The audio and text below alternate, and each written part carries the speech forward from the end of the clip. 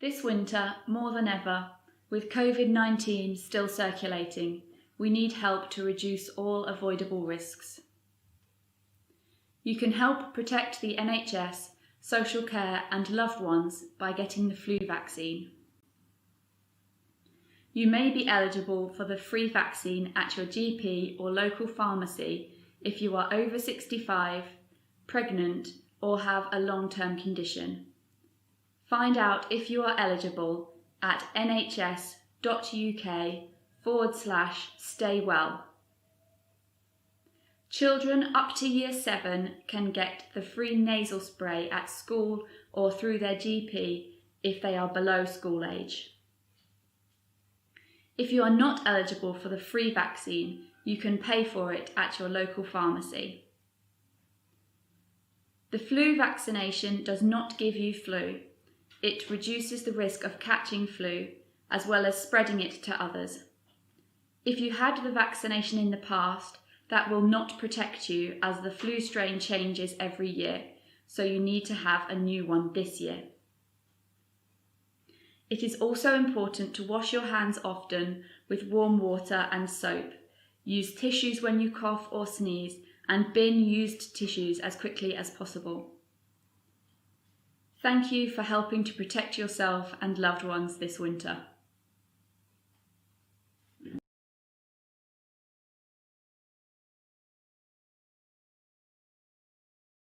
COVID-19 is in our communities and the number of cases is on the rise. So it's essential that we each play our part in full by following all of the government guidance. Only by doing this can we keep our schools and businesses open. If you're young and healthy, you may feel the virus isn't a threat to you. But someone more vulnerable to coronavirus than you, perhaps someone closer to you than you realise, is depending on you to play your part in breaking the chain of transmission. So I'm asking everyone to do their bit. Stick to the rule of 6 for gatherings indoors or outdoors.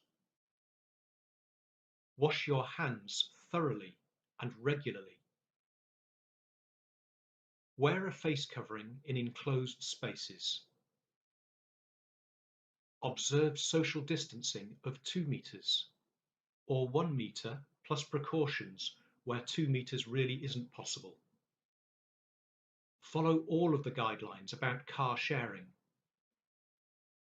If you have symptoms, self-isolate and get a free test immediately. If we work together on this, we can control the spread of the virus. Thank you.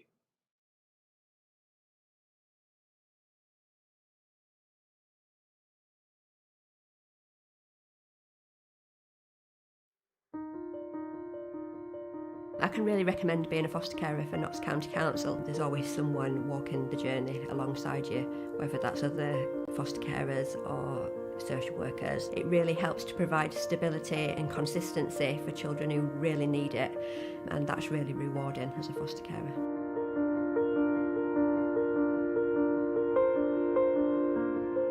Roger and I have been fostering for 35 years. We do deal with challenges, but to say we've been doing it for 35 years to me proves that it's not impossible.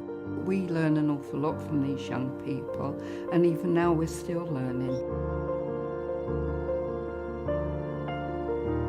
As a foster family, we care, we want to make a difference, and we get so much fulfilment from fostering. The satisfaction of making a difference is something that money can't buy. Just seeing the smiles on the children's faces and helping them reach their potential is wonderful.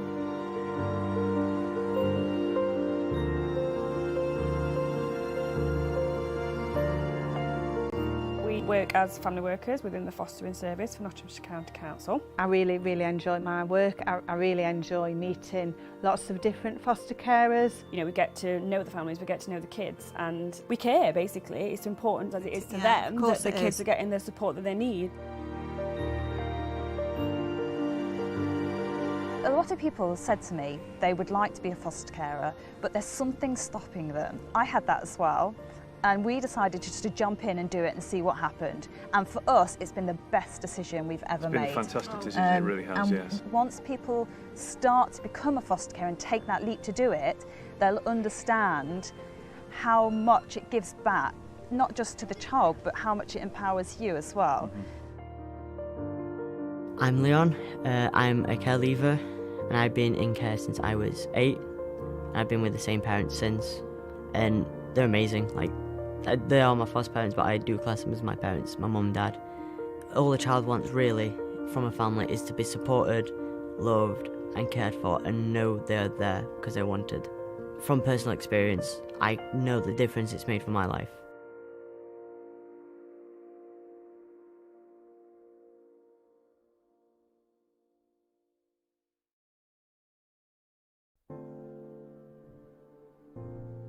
We always say that we foster as a whole family. It's not just us who are the carers, our children are involved in that. And even now, people express concern about the effect on our birth children of foster caring. I think we need to kind of get past that and dispel that myth, because actually the overall effect on our children, I think, is positive. They're learning new skills, they're gaining empathy, they're interacting with children from different backgrounds. For a long time we didn't make use of support care, and we wanted our child to settle into our placement and not feel pushed out, but it's actually been really helpful for us to start to have support care. We've known Zoe for a number of years, and it's meant that we got to know her foster child. So for her it's been like coming for a sleepover rather than a feeling she's coming to another family. I got into fostering for Notts County Council, and it was something that I've always wanted to do, but working full time and my husband also working full time, we thought it's not really going to be something we can do now. But after looking at the website, we realised there was this wonderful thing called support care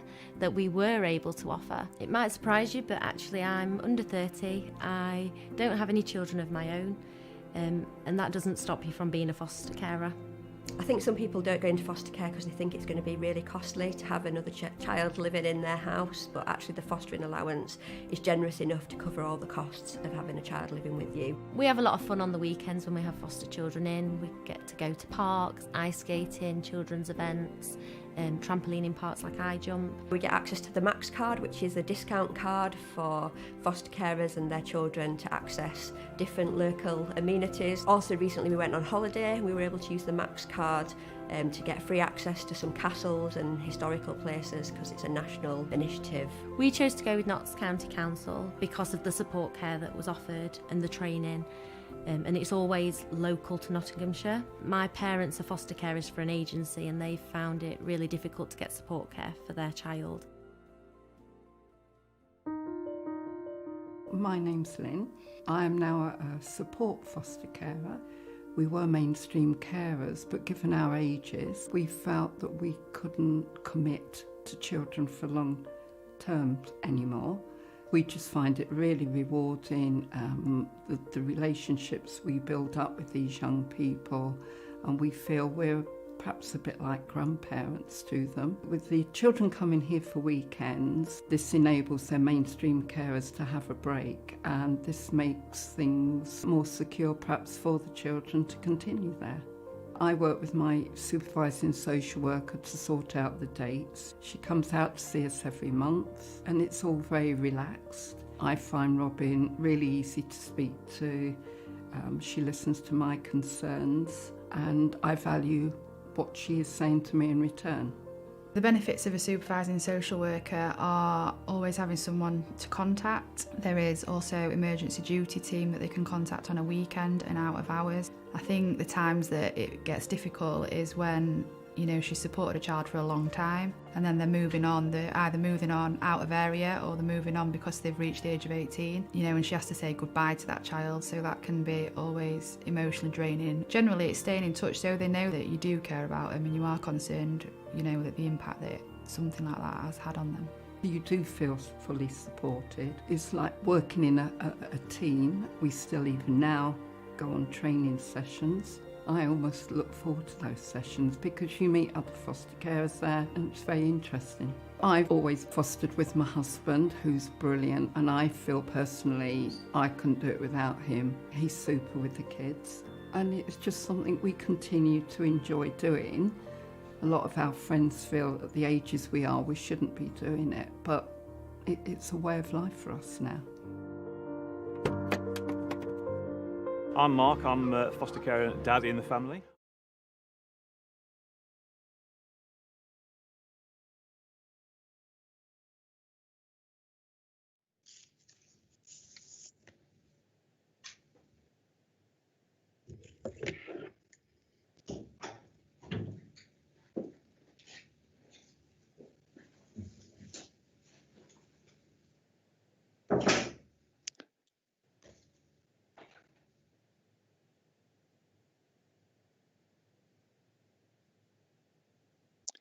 That's the meeting live. Thank you, Chair. Thank you very much, Phil. Good morning and welcome all of you to this meeting of the Policy Committee held today on Wednesday, the 11th of November, which of course is Remembrance Day, and we've all been paying tribute to the fallen at 11 o'clock this morning, so thank you. I'd like to welcome you to the Policy Committee. We also have guests with us today. We've got Dan Mayer with us, who is Managing Director of the ARC Partnership, and he's joining us to introduce Agenda Item 6 and the ARC Partnership and the half-year update. And we have later in the meeting Natalie Baker-Swift, who is due to join us for Agenda Item 4. Now, because Natalie can't be here for this time, she has a previous commitment, we should probably have to rearrange the agenda item. So with your permission, we will start with Agenda Item 5 and then continue onwards until Natalie comes to the room, and then we'll go back to that meeting. Are you all happy with that? I'll take that as an assent then. Thank you, Alan. That's helpful. Right, let's move on now then to the first agenda item today. And the minutes of the meeting held on 30th of September. Have you all read them? Is it a true and correct record? Yes, Chairman. Thank you very much, Alan. And are there any apologies for absence? There are no apologies for absence today. Thank you. Thank you. So agenda item 3 then, that's declarations of interest by members and officers, which is a disclosable pecuniary interest or a private interest. Are there any declarations of interest, please? Reg, you've got your hand up. Yes, just to declare that I'm a director of ARC. Thank you. And Steve Garner, your hand is up. Thank you, Chairman. Declaration of interest in item 8, disposal of land on Abbey Primary School. I am the ward councillor, the district councillor, and I am a trustee of Brunts Charity who are trying to procure the land. So I will take no part in proceedings on that item. Thank you, Steve. Are there any other declarations of interest? You all accept them, and are they noted, Keith? Yes. Thank you, Chair. We're going to go to agenda item 5 now then. This is the D2N2 Local Enterprise Partnership and Prosperity Committee. You've seen the recommendations which are set out for us on page 4, and the recommendations are approve the revenue contribution to support the secretariat costs associated with the administration of the City of Nottingham and Nottinghamshire EPC Committee for the financial year 2021, and to consider whether any actions, and I'm going to propose that. Do I have any seconders, please? Yeah, I'll second that and reserve my right to speak. Thank you very much. Right, it's now open for debate. Who'd like to say something on this agenda item?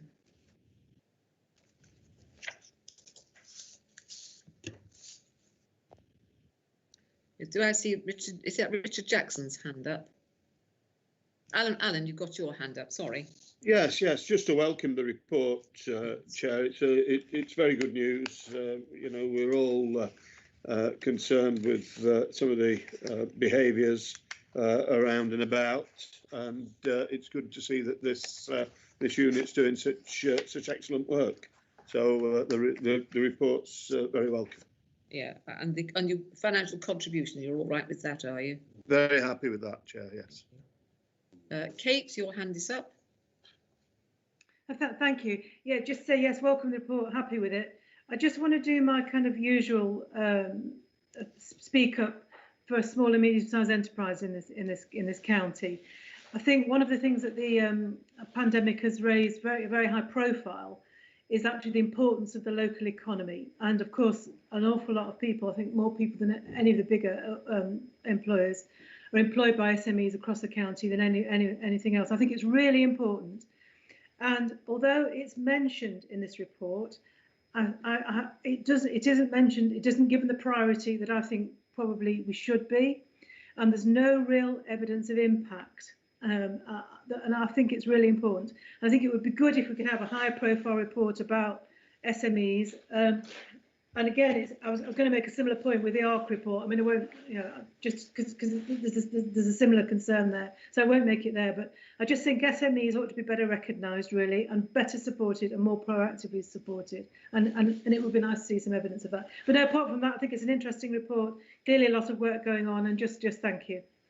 Thank you, Chief Executive. Would you like to make some comments on that? I would, thank you, Chair.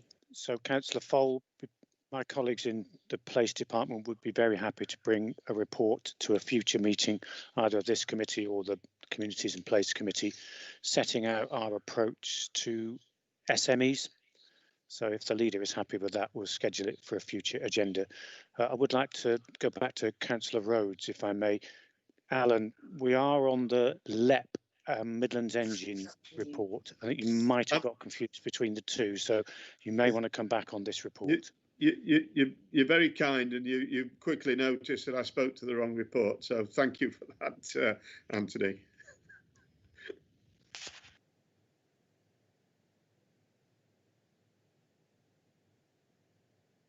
Sorry, Kay, you're muted.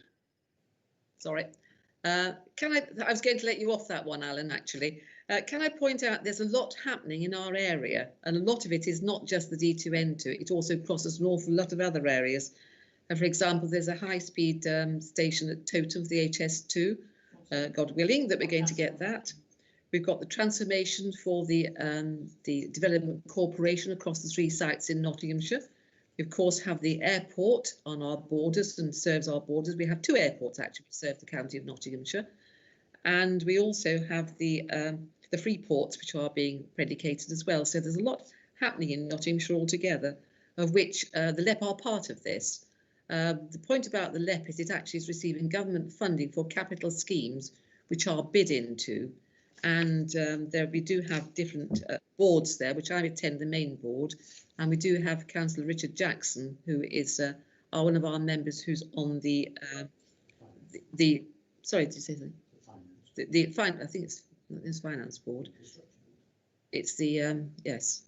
So, Richard Butler, you've got your hand up. Yes, thank you, Leader. I'm sorry to interrupt, but you just mentioned Councillor Jackson. He is indeed a member of the board. He was going to make some comments about this report, but I've just received a text message from him saying that his internet has just gone down, so he's been thrown out of the meeting. So that's why we haven't heard anything from Councillor Jackson at this. Well, Richard, thank you for filling me in with that. I can probably tell you how this works. It goes to the investment board, and the investment board then spent time talking about the investments we should have across the D2N2 area, which, to remind you, is Derby and Derbyshire, Nottingham and Nottinghamshire. And that investment board discusses the investments. I think where I part company with it a bit, there are some things that don't go to the board, which are decided before they go to the board. And I think we could do with a bit more democracy on that, I'm perfectly honest with you, because we put in a 5G scheme recently, which was deemed not to be suitable. But of course, other parts of the country had their 5G scheme were agreed, and that didn't even go to the board for debate. So I think there are some things that we need to square off here a bit, because we need some consistency across the county. Bruce, I can see you've got your hand up. Bruce. Yeah, thank you very much, Leader. I mean, there's just really follow on from what Anthony had to say. I look forward to a report on SMEs, Anthony. That would be very, very useful. I wonder whether you could also include in with it accessibility to these funds. Many of the SMEs do not have the ability to be able to allot staff to fill in long, complicated forms and provide information necessary to be able to access the funding through these generally over-bureaucratic organisations that thrive on that sort of level of input. I'm just making that point. Having run an SME myself, there's 2 barriers. One is finding out that the money is there in the first place, and the second barrier is applying for it. Thank you. Thank you, Leader. I'm going to ask Alan if he'd like to come in again now. And David Martin, do you have your hand up? Okay, sorry. Rachel Madden has also been trying to get in. Right, it's not coming up on my screen. So I'll go to Alan Rhodes first, then Rachel Madden. Yes, thank you. I'll speak to the correct report this time, Chair. Apologies for the embarrassing mistake a moment ago. It is a welcome report, very important for the regeneration of the region's economy, that all of this work is supported. Just a quick question, really, on Towton. As you know, this council has always championed Towton as the HS2 hub, and we had to work very hard in the past to get Towton recognised as such. Can you just give a commitment that it will continue to support Towton, and that the rumours I'm hearing about the Parkway becoming the hub are in fact incorrect and will be resisted? Well, I can't give you a commitment it's going to continue, because that doesn't lie within my hands. What I can give you a promise for is that I will continue to fight for having it at Towton. This has been signed up to by everybody across the East Midlands and also across the Yorkshire and the Humberside region as well. There's been a strong partnership down the line, and I have a meeting with the Minister later this week, and I will be pressing our cause, and I'm actually meeting together with Judith Blake, who's leader of Leeds Council, because all of you know that the HS2 line comes from Birmingham and then to Towton, where we have a major development there predicated around housing and also jobs and infrastructure and green infrastructure. And the railway station was going to sort out the problems with Long Eaton as well, which is why it's been so well supported across the line. Been well supported from our district councils along that region, as well as everybody else there. And it's disappointing, therefore, to hear rumours that I've heard the same, Alan, that somehow or other the government are going to save money by taking it out of Nottinghamshire. Well, I have to tell you, over my dead body, and don't anybody rush to do the dead body bit, please. We've got to fight really hard to keep this in our area. I honestly believe that the HS2 is going to be a catalyst for jobs. It's going to be a catalyst for education, enterprise, training. It'll give young people the opportunity that they've been denied for such a long time. We've had no serious investment in Nottingham for about 40 years, and I'm tired at this train stopping at the border, and we are getting nothing out of it. And we also want the engagement for the M1, for the A1, for the A46 and the A52. We need this investment in Nottinghamshire and further north as well, because we're all of us next to somewhere, and I know someone's going to tell me soon that not far from the Doncaster border, and that's absolutely right. And I think we need to make a real case out of this together. This isn't a party policy thing. This is a case between councils making out their case for investment in our area. So I shall continue, Anna. I can't promise success, but I can promise you I shall try really hard. Can I then offer our full support for those efforts, Kay, on Towton? I know Judith Blake very well. She's a good friend of mine for many years, and it's good to see that party politics has been put to one side in the interests of developing our regional economies. So you've got our full support there, Kay. Thank you. That's kind of well, and I appreciate that. Rachel, I have your hand now. Thank you, Leader. Whilst not wishing for a dead body, I don't care how many political enemies I've got, that's the last thing I would wish on. I'm afraid I am a little critical of what is in this report. It's a rehash of what's gone over before. You recall at the last meeting I did raise the fact that the HS2 Phase 2B had been paused. I do not believe that it has been paused. I get the impression that Mr. Cummings is behind all this and he wants the money elsewhere.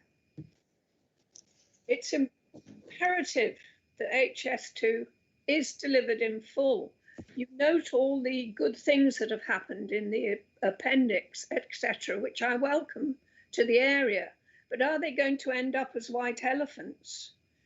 We need to push both for full electrification of the Midland Main Line, the removal of low-level rail line in Long Eaton, and the delivery of the Phase 1 package of the East Midlands Gateways connectivity, alongside a written and witnessed by our local MPs, one of which I note is on the telly as we speak. They sign it as witnessed that the pausing of the HS2B is written off, and all of the above are in place by the time you leave in May next year. Thank you, Chair. Thank you, Rachel, for that information. David Martin, and then I think Richard Jackson, you've got your connection back again. Is that correct? I have for now, fingers crossed. Okay, right, David. Yes, thank you, Chair. Morning, everybody. I agree with your sentiment entirely, Kay and Alan and Rachel. Spending per head on public transport in our region was £268 last year. This compares unfavourably to the West Midlands, who saw £467 spent per head at the same time. The UK average was £481, and according to figures by East Midlands councils, that's a shocking revelation, and we've got the lowest spend per head on public transport for 4 years in a row. In fact, East Midlands is one of the lowest public transport spends per head in Europe. My residents are confused about HS2. They are living their lives in limbo.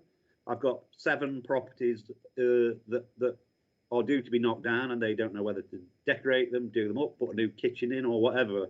The limbo is horrendous, the impact on people's lives.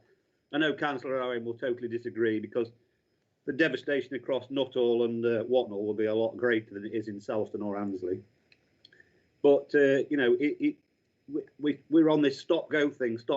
When are the people in government, and I'm glad we've got an MP in the room, when are they going to, you know, take us seriously and spend some money in the East Midlands? And I said last time at last month's policy, look how well we're doing without that funding, look how well we could do with it. So I entirely support going after that and keeping the hub at Toton.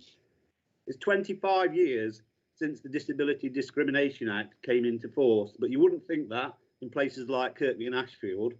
Still, after all these years, David, can I remind you, we're talking to the Let Me paper here, not the DDA. And may I remind you, the DDA Act was brought in by a Conservative government. So let's move on to the Let paper, please. We still haven't got disabled access in Kirkby and Ashfield's train station. You know, it undermines the efforts contained in the report, I believe. The government talk about levelling up of our economy, but how are they going to react to it?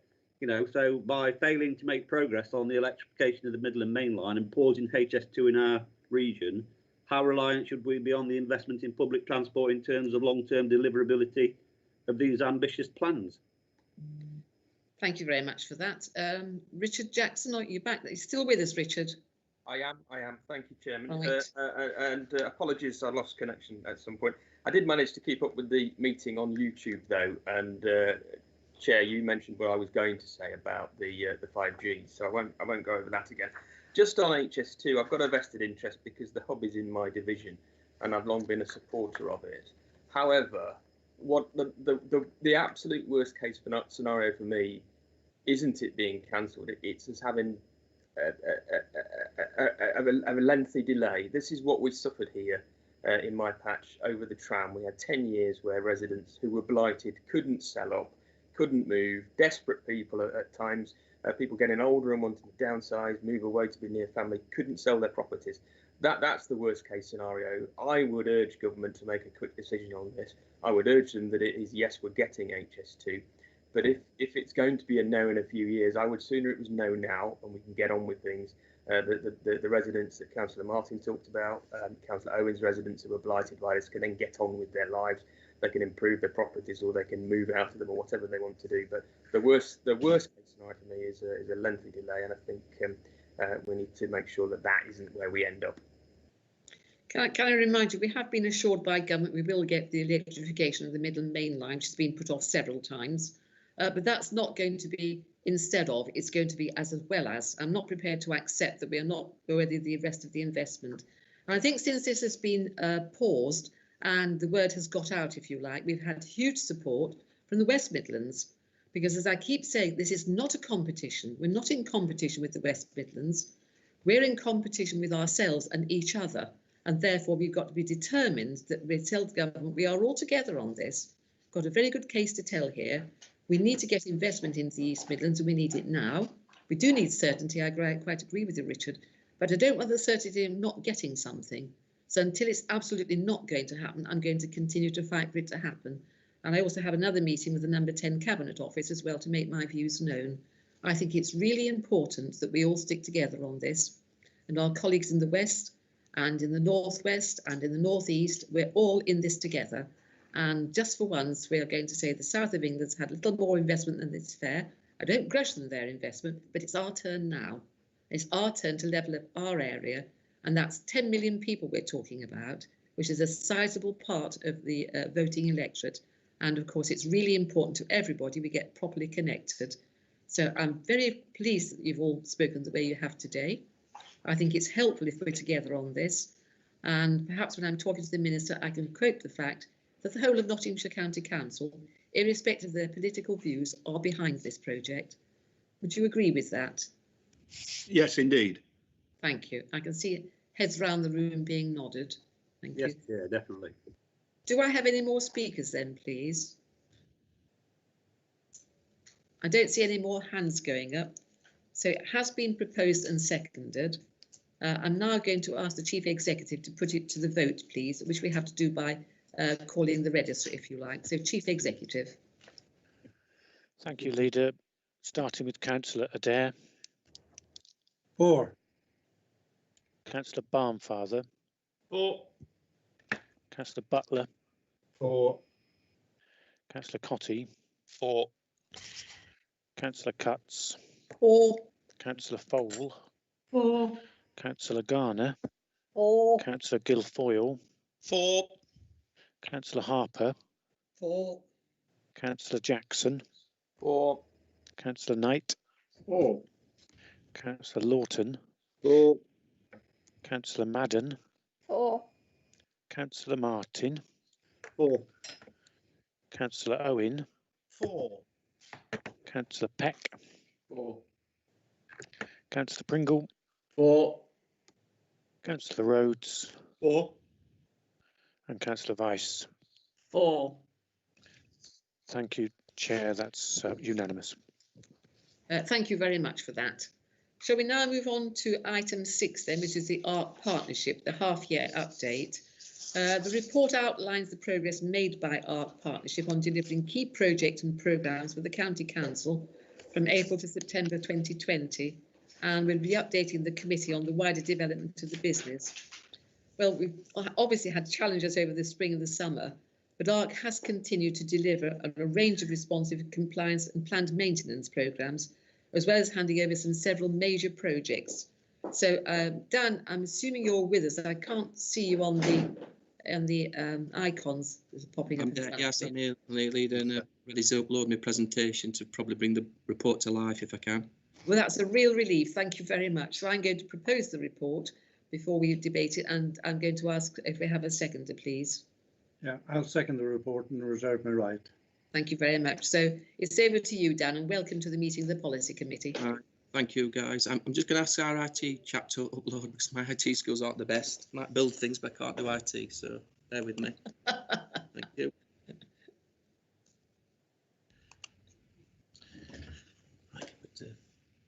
I hope everybody can see the upload. Can everybody see my screen? Yeah. My presentation? Yes. Yes. Yeah. Into that too. It's that one, isn't it? Yeah. The slideshow.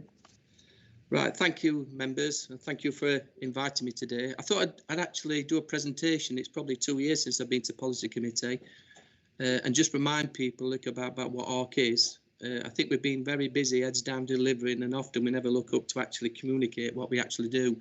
We do it externally, but we need a bit of work to do internally.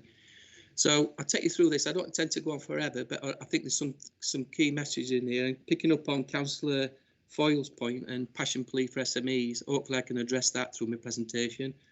And I actually took the opportunity to sit on the last policy committee and listen in, so I know that Councillor Pringle also raised a similar concern, which hopefully I can address as I go through this.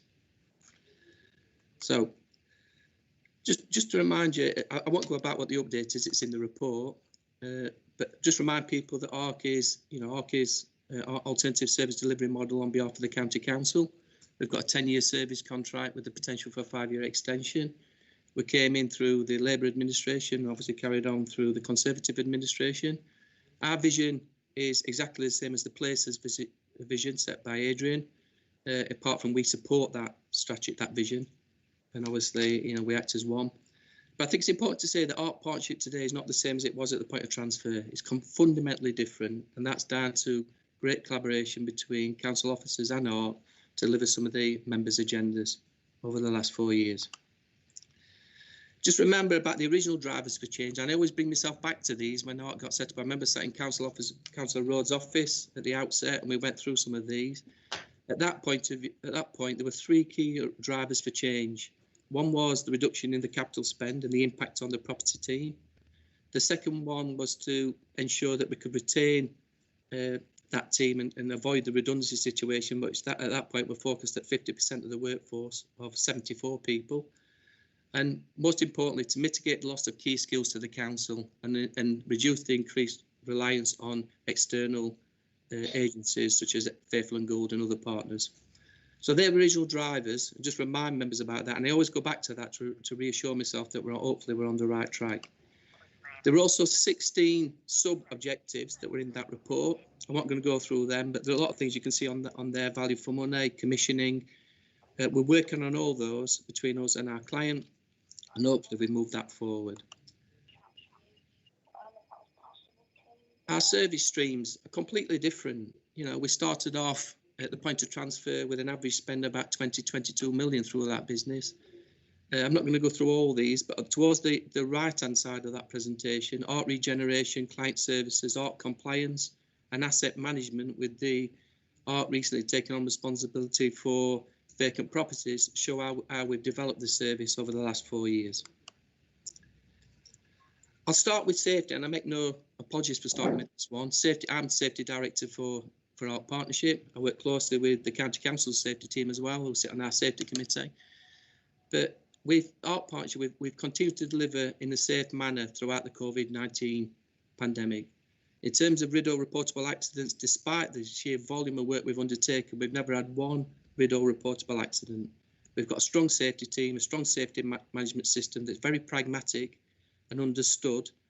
I'm not for one for having risk assessments that's 16 pages. It's a very simple process and it's working.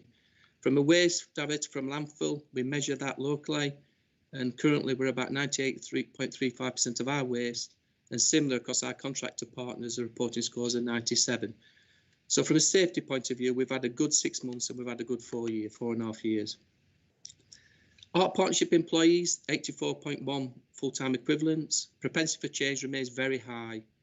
We've continued to work from home, from the office and on site throughout this pandemic. And I'd like to think that council officers would say that we've been very responsive through that period, which you can evidence later on. We continue to comply with government guidance for site operating procedures on some of our major sites and all our smaller sites. We continue to do visible leadership visits. I go out weekly and actually get around the sites to reassure and to make sure we're still delivering in a consistent COVID-19 way. And our office has been in use throughout the pandemic, as I'm sat in it today, for business critical support activities. One being that I can't do IT at home, that's why I'm sat in the office today, supported. But we continue to work with the COVID guidance throughout. And I would just like to say that I know the rest of the council, but my team have worked and been very flexible and very responsive to a number of challenges and asks from the council throughout this period, and we will continue to do so. From a financial and commercial point of view, half year we have a net operating margin of 201k. We tend to work on a margin of 2%. There's no point in making more than that as a margin, because we'd rather have any surplus monies going back into additional works at a time when the council is under tremendous pressure. We have strong cash position of 3.3 million. £1 million of that we took advantage of the deferral of the VAT payment, which we will be paying back over the coming months. But we're in a very strong cash position and we have no major debtors. All contractor payments have been managed in line with credit terms, and we do put a special focus on supporting our SME supply chain partners in terms of their cash positions. The potential changes to the new VAT rules that may come in towards the end of next year will put some extra pressure on SMEs that we're mindful of, and I'm sure the council will be mindful of as well. We need to continue to evaluate the full impact of COVID-19 on the business on the short, medium and long term. The market is changing. Council priorities are changing in terms of your property reviews, and it will continue to change. And the risk profile within Art Partnerships 2016 is completely different. In terms of our strategy and plan to make sure we can keep ARC as a sustainable business, we've taken a 2-year view to get us through this pandemic. The key business risks from our risk register remain COVID-19, health and safety, Brexit, and the particular impact of Brexit on the construction industry, and the long-term viability of our contractors and suppliers, particularly SMEs, many of which have took advantage of the furlough process and continue to do so. We're taking a quarter-by-quarter approach in terms of reviewing revenue and profit forecasts. We need solid reserves and business resilience in the business, and we have built up really strong, solid reserves. We've increased the organisational capability and capacity. About 40% of the team over the last 4.5 years are new. The latest being a chap called Ben Roberts, who's joined us, who went to Liverpool University as a graduate, just qualified as a graduate QS, lives in West Bridgeford, and actually joined the team on Monday as one of our graduate trainees. So we are increasing the capacity and capability of the team. We understand NCC revenue pressures, and as part of the County Council, as part of the alternative delivery model, we're there to support the council through that, and we're working very hard with Derek Higton and colleagues to make sure we actually deliver on that promise. We also have a positive balance sheet and a pension position at this time. We have 2.85 million of deferred profit on there. We do the triennial actuarial valuation that came about really positive. But obviously, we have to do a different set of accounting for pensions. That means that money is not accessible at the moment. Hence, one of the reasons why make extra profits that just go on a balance sheet. Let's try and reinvest that back into service provision at this moment in time. In terms of operational delivery, over the first 6 months, we've had about £22 million worth of work commissioned, 264 projects to date. The spend profile is there. And again, I'll talk about how we spend, how we can evidence that spend for councillors, as they asked earlier on. I think what's more important to say at the bottom end, our 2 colleagues who work on the ARC Assist have taken 2,000 calls, but we've still delivered nearly 6,500 compliance, servicing and responsive repairs throughout this COVID-19 period, often in premises that do have COVID within them. And the guys have done really well in that area.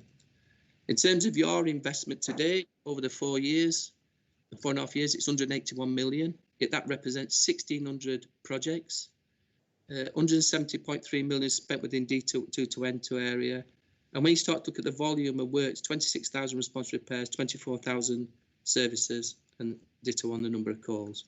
But they're just numbers on a plate. I just thought to take an opportunity to show you some of your projects that we've delivered on your behalf. Rosecliffe, the new Rosecliffe School, as it was designed, is now open and up and running, delivered by Morgan Sindel and actually on the ground. We talked about Disability Discrimination Act 25th anniversary earlier on. Probably one of the things we're proudest of, and I think a lot of people within the council proud of, is the new SEN school, the new SEN school and the Orchard Day service, again, which have become reality and are now open and delivering fantastic facilities for the end users, which is a credit to everybody involved. Even the day service, again, the day service, modernising the day service provision in that area, and I think all the end users are really pleased with the work that's gone in that area. We have a number of schools, Bestwood, again, very steep bank behind it. We managed to sort the drainage issues out, but up and running. We've got Rolls-Royce, again, up and running. And I take you back to Ashley, one of the other SEN developments we did earlier in my tenure, which is a very important add-on to that particular facility, the SEN school. Brook Farm, I have the pleasure of being to Hag Farm, out in the countryside. I didn't even know we got a building that actually sits out near the dams. It was fantastic. And I went to Brook Farm. And again, some of the smaller projects make a real difference to the local communities. And this is Brook Farm and the kitchen extension and external facility we've built for people to come in and actually use that facility. I will make mention of Clayfields. Clayford's were the first scheme I walked into when I walked through the door. It's 4 years on. At the end of this month, we actually hand it over formally after the liability period. And without showing lots of photographs, I think it is a tremendous building. It's not, obviously, the end users are there for a particular reason, but the facilities inside are fantastic, and they were praised by the ESFA and the Ofsted inspection when we did the handover. There are a number of snagging issues in there which we're working through, and it's not easy to get access, but we're working with Paul Thomas to actually make that happen. I also remind everyone that literally a year ago today we had the major floods, and we continue to do some of that flood remediation work, Workshop Library being one, which is well advanced. I know some members were worried about me sending a load of sandbags up there, but the reason I did that is because we were a little bit delayed getting the designs from the flood remediation team. So last thing I wanted to do all this work and end up having it flooding again. So they were there as a precaution. The remediation works are in train, and they should hopefully have done before Christmas going forward. We also created Arc Regeneration, Arc as an enabler, and I know there's been previous conversations, previous policies about our role with VIA. That's simply about VIA and Arc working together, which we do on a normal day-to-day basis in terms of drainage works now and various other things. But this were about us creating a joint team, so you can't see the joints in terms of joining joints in terms of us working together to deliver major projects. We're involved in a number of schemes, started by Adrian and Derek, and then obviously picked up now by Matthew Neal and people like Andy Evans, and we're starting to deliver on the ground. And there's just a number of examples there of the schemes that we're involved in. And one of them is about the Section 106 works, where we're actually working on behalf of the council as the council client's agent to ensure that the money you passport through to some of the academies is delivered to deliver the right type of school for the right type of budget. Rosecliffe School being one example of that. And then in terms of the LEP, we talked about the LEP funding. We managed to work with the County Council to secure the £3 million funding for the additional road scheme on that particular one. And we are actually project managing that and cost managing that now at this moment in time. To give an example of Top Wiggy, I'm not going to go through Top Wiggy in detail. You all know more about Top Wiggy because it's been to the policy committee before. But what is really important from actually working with the County Council to put the bid into Homes England way back when, it's actually now on the ground and delivering. The two junctions down at the roundabout is well advanced, as is the signalised junction at the top of the site. This site is now opened up, ready for business, and these injunctions will be completed by March 2021, which is fantastic news in creating a new village and also a environmentally friendly new place within that particular area, because everything will be around BREEAM standards, electrification and so forth. Talking about approach to procurement, and it was Councillor Pringle, when I sat and listened last time at policy, actually pricked me conscious about actually selling our story. We have three approaches to procurement.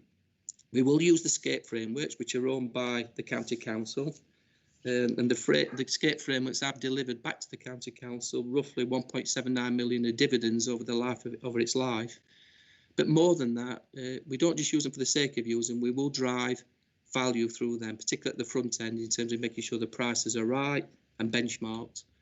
But each of those frameworks also have a contractual responsibility to evidence local spend. And again, when we work on behalf of Anthony to pull that report together, I'm more than happy to show the volumes of local spend that's gone through those major suppliers. They're all local suppliers. We do work from their local offices. Good example being Kia. We work through their Nottingham office, as does Morgan Sindall. So even at that level, we try to buy local. We've had a commitment to SME engagement. When we took the contract on from the County Council, there were a number of framework partners that wasn't properly novated. We had a number of SMEs that had worked with the council for many, many years, and we had to go through a formal ODU process. Councillor Foyle, sorry if I said your name wrong, Councillor Foyle actually made a good point about SME's ability to actually bid for this work. We spent an extra year extending the contracts to make sure we could work with all those existing partners to make sure they had the right health and safety accreditation and the right knowledge and experience to actually put robust bids in. We are committed to that, and I'll evidence that in a minute. The other one is we will tender, and we will tender major schools. We will tender work where it's appropriate just to test the market. But we're on, in terms of the demolition programme, the £4.5 million demolition programme, if you look at the original cost for the County Old demolition when it went through a major contractor, we now go out through open tender directly to the local demolition firms, and it's reduced the cost of each demolition by 2/3. Because they were cost on cost, and I think that's a good example of value money. So we do have a mixed approach to procurement going forward. In terms of local frameworks, we launched our local SME formally. They've been appointed, the last suppliers have been appointed now. We've got 42 local suppliers, and attached to this committee report as addendums, which I know you can get access to. I've actually detailed every SME, their postcode, their company name and their postcodes, and I'm more than prepared to evidence on a monthly or quarterly basis the spend that goes through every supplier. 76% are within the D2N2 area, and 86% are classed as SMEs by the definition of SME. It was an open tender. You can't make sure that you can give everything locally, but we are trying to maximise that. And I've took personal interest in this one because I've got to know some of these local supply chain partners, and we have helped them through this period. We are helping with the cash flow, and we can evidence that they're actually delivering on the ground, and the money is actually staying within the local area. And again, we use the major contract partners, and I've just identified there which offices they're running from. In terms of business growth, we do have to do third-party trading. We've been very, very busy with the council's agenda, and especially over the last 2 years. That means we have to get the balance right, that we don't overtrade as a business. Today, we brought 2.5 million of third-party income into the organisation, and this year we're at 250k.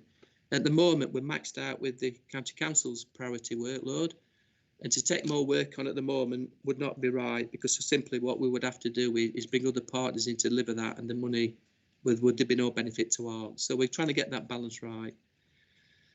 We have 3 strategies for growth. We'll continue to deliver all capital and revenue work streams for the County Council, working with the Property Transformation Programme and the new strategic landlord model to ensure that we can maximise and get best value at every pound we spend on behalf of the County Council. We will deliver multidisciplinary design services on an earned reciprocal trading opportunity with our design partners. So, for example, GF Tomlinson, local firm from Medium Enterprise from Derby. Last year we designed 3 schools on their behalf. If every one of our partners, and I can get on their supply chain like they're on mine, it means that I don't have to go out into open tender. And actually, if everyone gave me 1 job a year, then that's more than enough than bringing at least £1 million worth of external third-party income in, which was the challenge that Councillor Adair set for us as a business some time ago. We're also targeting East Midlands schools. We took over the responsibility for compliance services. We're bringing that together. That was asbestos management, fire risk assessments and water management. But we already undertook a hell of a lot of compliance work from gas servicing, electrical testing, so all that's been brought together to one unit. The compliance team managed to generate £80,000 last year, £80,000 worth of third-party income from 40 schools. Across the East Midlands, there's 2.5 million, over 2,000 schools. So that market is massive, and we're working hard to modernise that service to ensure we've got all the right contractual documentation in, and we will be marketing that from January onwards as an offer to all those 2,000 schools. And we think that's a massive growth area that's going to support third-party income to the County Council. But it is a change in organisational context. I do have 2 pulls, one from Skate Group and one from NCC. But I hope I've proven over the last 4 years that I'm firmly realised that I work on behalf of Nottinghamshire County Council. I bat for within my own Skate Group organisation to make sure whatever they do is right for us as an organisation and right for the County Council. Our partnership today is not the same as it was in terms of the point of transfer. We have a broader diversity of service delivery. That brings with it more risk profile associated with significant major regeneration projects like Top Wiggy. Hence why I need to have some resilience in my business in terms of project reserves, but things do and will go wrong at some point. New services continue to be transferred to our partnership. We took over compliance and vacant property management.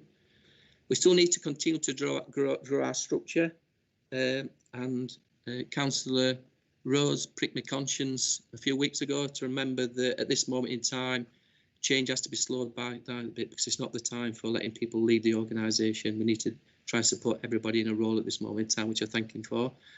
There are significant risks involved with your own public sector pressures, and I hope art can be used as a vehicle, and I hope we're proving that, to use some of our reserves for things that would not otherwise be funded to support the council's revenue position.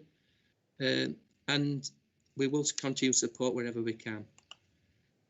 But I need to create a sustainable business model. I think we've got one, but I'm not sure what's really going to happen with Brexit and COVID over the next 2 years in terms of the construction market. It is tightening. You see major design houses, a lot of people have been made redundant. Internal design in terms it's just fell through the floor because nobody's going into offices anymore. Nobody really wants that. So the market's changing, and we need to keep a step of that. We've got a strong based pipeline of work from NCC, and I think we have delivered successfully over the 4 years with the same team that primarily transferred, with some new additions in and blending the two different, making it much more of a commercial organisation, but still with a local authority ethos. We still continue to leverage support from Scape Group in terms of ARC as enablers, particularly on the regeneration projects. Regeneration is working well, and the appointment of Matthew O'Neill bodes well, because he's actually working hand in glove with Matthew now to bring other schemes forward. I hope, and probably after this presentation, we'll probably attest in terms of questions, that we've got positive member and client relationships. I don't think we do enough to really sell and probably promote internally, particularly among members, what ARC's actually up to, because we're too busy doing, and that's probably my fault and something we need to do. We will need to continue to work collaboratively with NCC on the property transformation programme and the new strategic landlord model, and to create a one-team approach to that. And we are bringing some new innovations in. You know, we've now kicked off the new stock condition survey programme, starting at County Hall, to actually digitalise the estate. So hopefully after 2 years, we'll have a fully digitalised estate, which then means we can make better choices around your asset management strategies, because we'll have a true understanding of what the state of our buildings are. For the last 3 or 4 years, under the existing stock condition surveys, we've never looked below ground and we've never looked above ground, and that's where most of the issues are at this moment in time. We're also working on a new project with the County Council client property team around redefining the NCC standards and specifications. What do we expect in our buildings in terms of standards and specifications, in terms of materials? And that is a really, really important piece of work, because everyone has a view about design standards and colours of bricks and all things, but this will actually nail it down and actually come back to members and finally have a proper and agreed set of NCC standards and specifications. Final slide. In summary, I recognise, and we not partnership recognise, we're not the finished article. In terms, you know, we are a developing organisation. We do operate collaboratively, hopefully with humility, with the capacity and capability now to support existing emergency service requirements on behalf of Nottinghamshire County Council. Thank you, Leader. That's my presentation finished.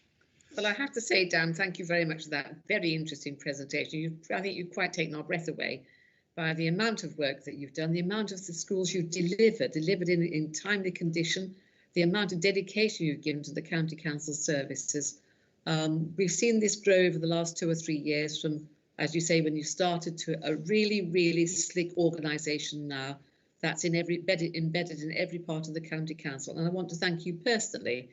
I know you've given a huge amount of your personal time, your energy to this, because you actually believe in this. It's not just a job to you, it's actually the ethos of where we are. So I'd like to thank you publicly for that, because I think it has been outstanding. So now you are happy to answer questions, I'm going to assume. So I'll start first of all with, who have I got then?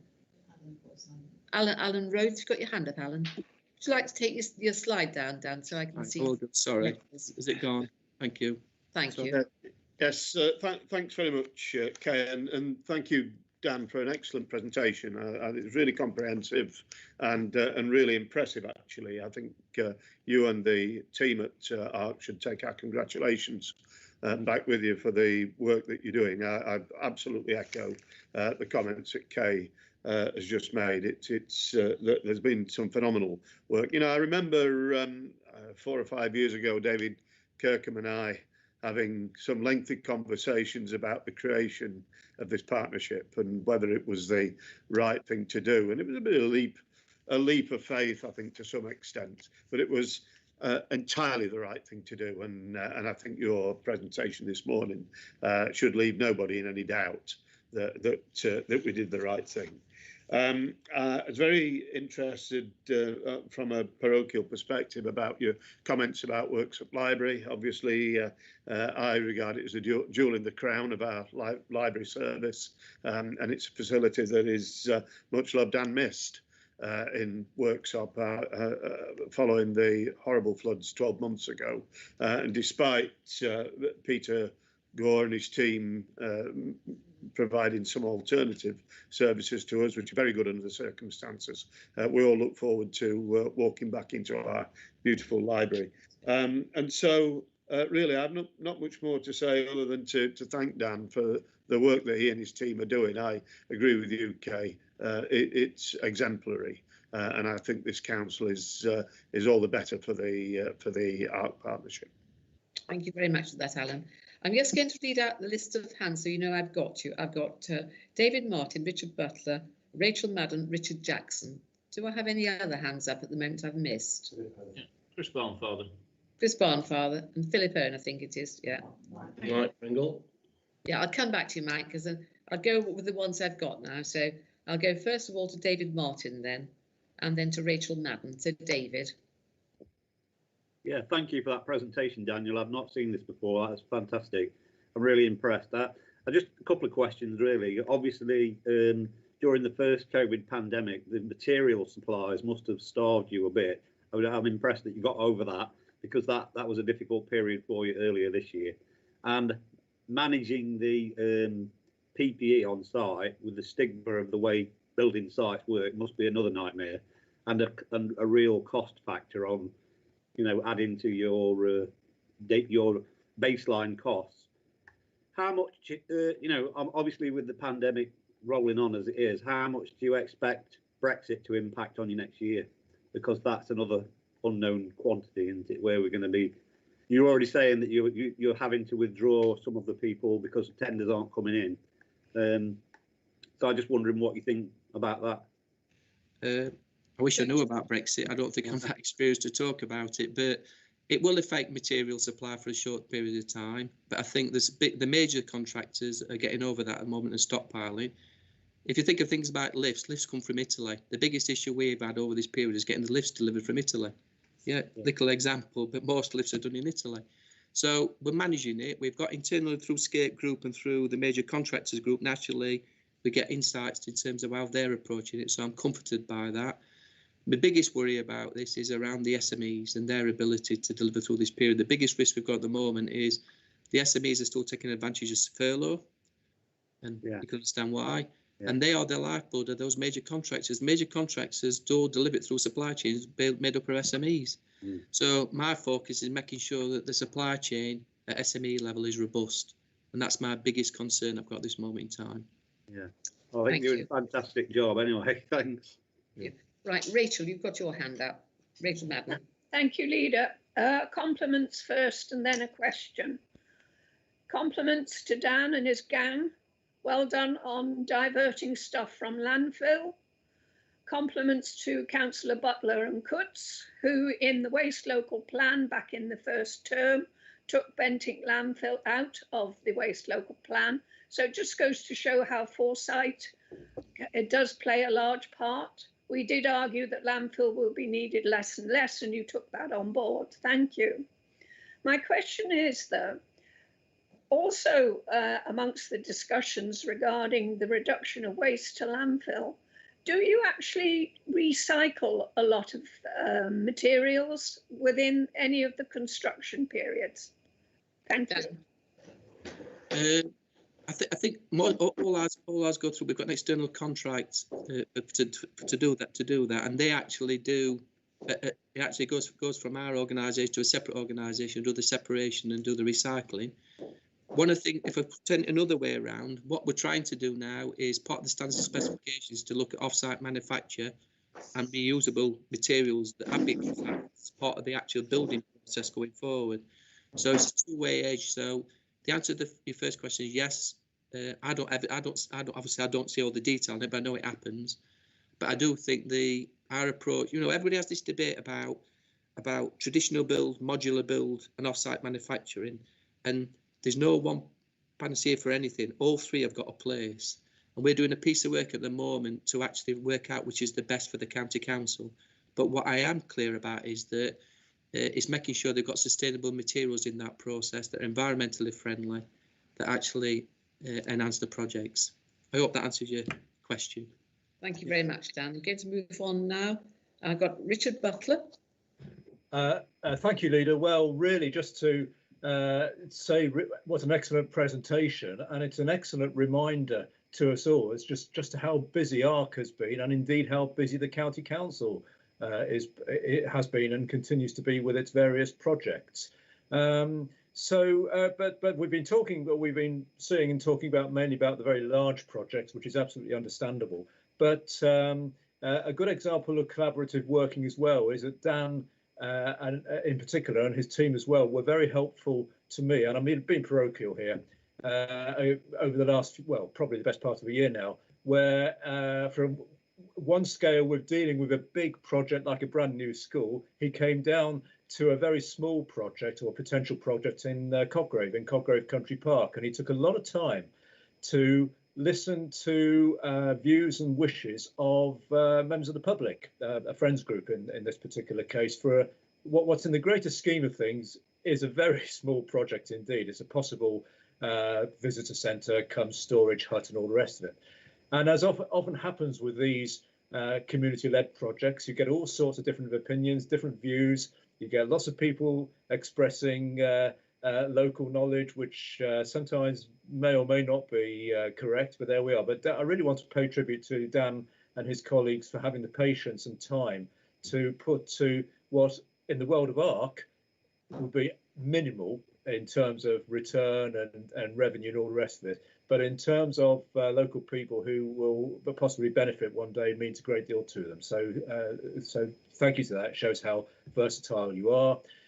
You also mentioned in your presentation the Ashley School work that's done there. Well, obviously that was completed a few years ago now. I don't know where time goes, but I can assure you that the difference and the positive benefits has been brought to the children, the pupils, and the staff of Ashley School as a result of the design and the build that you put onto that has completely transformed it, and is something that they and I am still very, very proud of. So really, the work that ARC is doing with the County Council can't be underestimated, and it's really is a good partnership.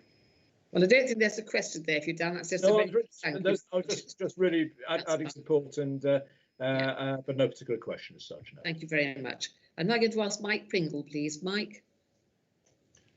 Morning, Dan. Morning, Councillor. Thank you for delivering what I would suggest is probably the best delivery of a forecast from any business that I've seen during my time there. So I can't praise you enough for the information and the balance of raising questions, that you understand there's issues to follow, and you understand that there's things that can still be done in a better way. So I completely applaud you for that. And I have to say, recognising the waste disposal elements that you are, is fantastic from you, but I was more impressed with the percentages coming back from partners. So obviously you're engaging with partners and they're responding, which is more to the point. To have figures well above the 95% on both is an incredible achievement. And in understanding the way that you're working with SMEs, and the fact that we all appreciate that we're going to go into difficult scenarios within the next 6 months, I think there'll be an impact of that. I'm comfortable on receiving that this is something that you'll address. My only issue is that in delivering such a quality report as you have, I'm going to have to spend more time scrutinising it so I can come back and ask you a question. So good luck for the future, Dad. It's tremendous working with the NCC. Really appreciate it, and look forward to seeing your efforts continue with SME. So thank you, thank you, Leader. Thank you, Mike. I've now got Chris Barnfather, Philip Earn and Richard Jackson. Are there any more hands, please? Right, Chris. Yeah, thank you, Leader. Thank you, Dan. Repeating what's already been said, that was a fantastic presentation, comprehensive and informative. And in one of your slides, you referred to positive member and client relationships and proof of the pudding being in the questions that you'll get asked. Well, I think I probably speak for everybody, certainly who's already spoken and probably will speak. I think you can gauge our response to the service that ARC is delivering. And I've seen that service in three capacities: one as the chair of the Planning and Licensing Committee, one as a local member, and one as a commissioner of services. So planning and licensing, can I say your team excellent in when I sit there in the chair and your staff come to planning meetings representing the client. They're very helpful, they're very informative, and they don't leave us in with any unanswered questions. So I'd like you to pass on my gratitude, as it were, as the chair of Planning and Licensing Committee to the staff that do attend our meetings. In relation to being a local member, Hawthorne Primary School, you did allude to it again briefly. It is obviously in my division. Again, your staff were excellent. Not only did you provide a fantastic finished article, which Philip Owen and I had the pleasure of going and formally opening, but throughout that process, your staff were brilliant in attending public meetings, allaying concerns from local residents, and generally supportive of the project from start to finish, from the first shovel that went, well, in fact, the first plan being drawn up to the first shovel going into the completed article. Absolutely excellent. And finally, as a Commissioner of Services, you talked about business growth. And about obviously providing services to other than Nottinghamshire County Council Commission services. And as the chair of Ravenshead Parish Council, and it's not an interest I don't think I need to declare, but as the chair of Ravenshead Parish Council, we of course were at a point when COVID hit us, and in fact I've got the email in front of me at the moment, 25th of March, where we had to put our project on hold because of COVID. That's a project obviously we're hoping to recommence next year as soon as things get back to some degree of normality. Just one slight aside on business growth in our paper, item 31, page 36. It does refer about delivery of multidisciplinary design services, which delivers core growth, and this was the worrying element for me, and high fee stroke margin potential. So speaking as a commissioner from Ravenshead Parish Council, just can we delete that high fee stroke margin potential? I will. In your case, I will anyway. All right. I'm very grateful, Dan. Thank you. Thank you very much. Kate, I'm going to bring you in now. Sorry, I've missed you. I haven't got your picture on here. So Kate Fold, please, and then I'll go back to... Yes. That's all right. Thank you, Kate. Thank you. Yeah, okay, just a couple of quick ones. And Todd, my congratulations. That was a really, really interesting presentation. I'm kind of blown away with it. And somebody who doesn't sit on that relevant committee, a lot of that was news to me. So you're right, you need to sell it better because that was really good. And I think the other impressive thing that I don't think anybody else has mentioned is the flexibility. You're actually adapting to the changing circumstances, which isn't sometimes you always hear, is it? So that's great. So thank you for that. Just a couple of quick questions. Thanks also for your emphasis on SMEs. I can see you share my passion for them and understand the importance of them, really. A comment that Councillor Guilfoyle made earlier. To what extent are you engaging with them and enabling them to actually kind of jump through the hoops that they need to jump? Some of them are health and safety, some are very important, I do understand that. But are you actually kind of helping and engaging them to actually to be able to get the work, successfully bid for the work? That's one thing. The other thing as well is, and I know it's referenced throughout the report, but you mentioned about looking at standards and specifications for the work. To what extent are you putting kind of the carbon neutral products and the kind of climate change agenda in there in order to make sure that the buildings are going to be kind of carbon neutral? Just one quick last thing as well. I thought the building, the pictures of the buildings were just absolutely stunning. Clearly an awful lot of work, an awful lot of big projects. I was really glad to see the Clayfields one finished. That was one that popped up as a proposal when I was lead member. It was a long time ago. So I'm really glad that's happened, because I know there were 1 or 2 issues around there. So thank you. I think that's been, sorry, one other last thing. You mentioned a document around SMEs that was actually accessible buyers. I can't see it on any of the papers. I'm sorry, have I missed it? If not, I'd be really interested to see the list of SMEs and where they are and the kind of things that they're delivering. Okay. Thank you. I think they're on the background paper, Kate. Dan, there are 2 or 3 questions there. Yeah, in terms of engaging SMEs, I won't repeat myself, but we work really hard. We have give an example, we have one local company who's worked for the County Council for 20 years. It's a man and wife company doing tarmacking. There were not a cat in hell's chance that they were going to get through a tender process, because the way it's been done before, they've just always been on that framework. So what we did with those, we engaged them with a bigger supplier, and they're now subcontracts to that bigger supplier, so they could carry on working with us. It were really important. The contracts they came across, and it don't really matter about history, but they weren't fit for purpose. And we could have gone to tender 2 years ago and got this set up. But we wanted to work with the existing suppliers to give them a chance. So we had workshops, we took them through the process, we engaged them with external parties who may help them with their tender submissions and so forth. And it paid dividends, because the vast majority of people that are on our new friends, there are some new partners, but the vast majority of people who run it before are running it still. That were really important on that one. So I think that answers that question. I think there was other questions you'd got. Sorry, what were your other questions, Councillor? I can't find the background paper. So. Oh no, the background paper is available on request from Committee Secretariat, because it was Councillor Pringle last time. It's about proof, and also I'll contribute to the Anthony's wider paper so we can evidence on a regular basis. But it just gives a list of all the SMEs in your areas that are engaged on the Art Partnership. The other one was a carbon neutral question. Yeah, the County Council, I'm probably talking on behalf of Derek Higton here, but the council you've set your own policy in terms of carbon, in terms of your environmental policy. That's now built into every single project that's built. A good example, potentially the new developments at Totwig will be BREEAM Excellent. But you can't. It's going to be a slow burn in terms of refurbishments, because we've got a lot of class buildings. And a lot of buildings that will be hard to actually get them environmental improvements in. The first thing is to specify standards. And I give a very quick example. The greatest number of repairs is on County Hall. If you do the cost per square metre, the greatest cost per square metre is on children's homes, children's centres, because the materials aren't robust enough to withstand somebody kicking a cupboard and so forth.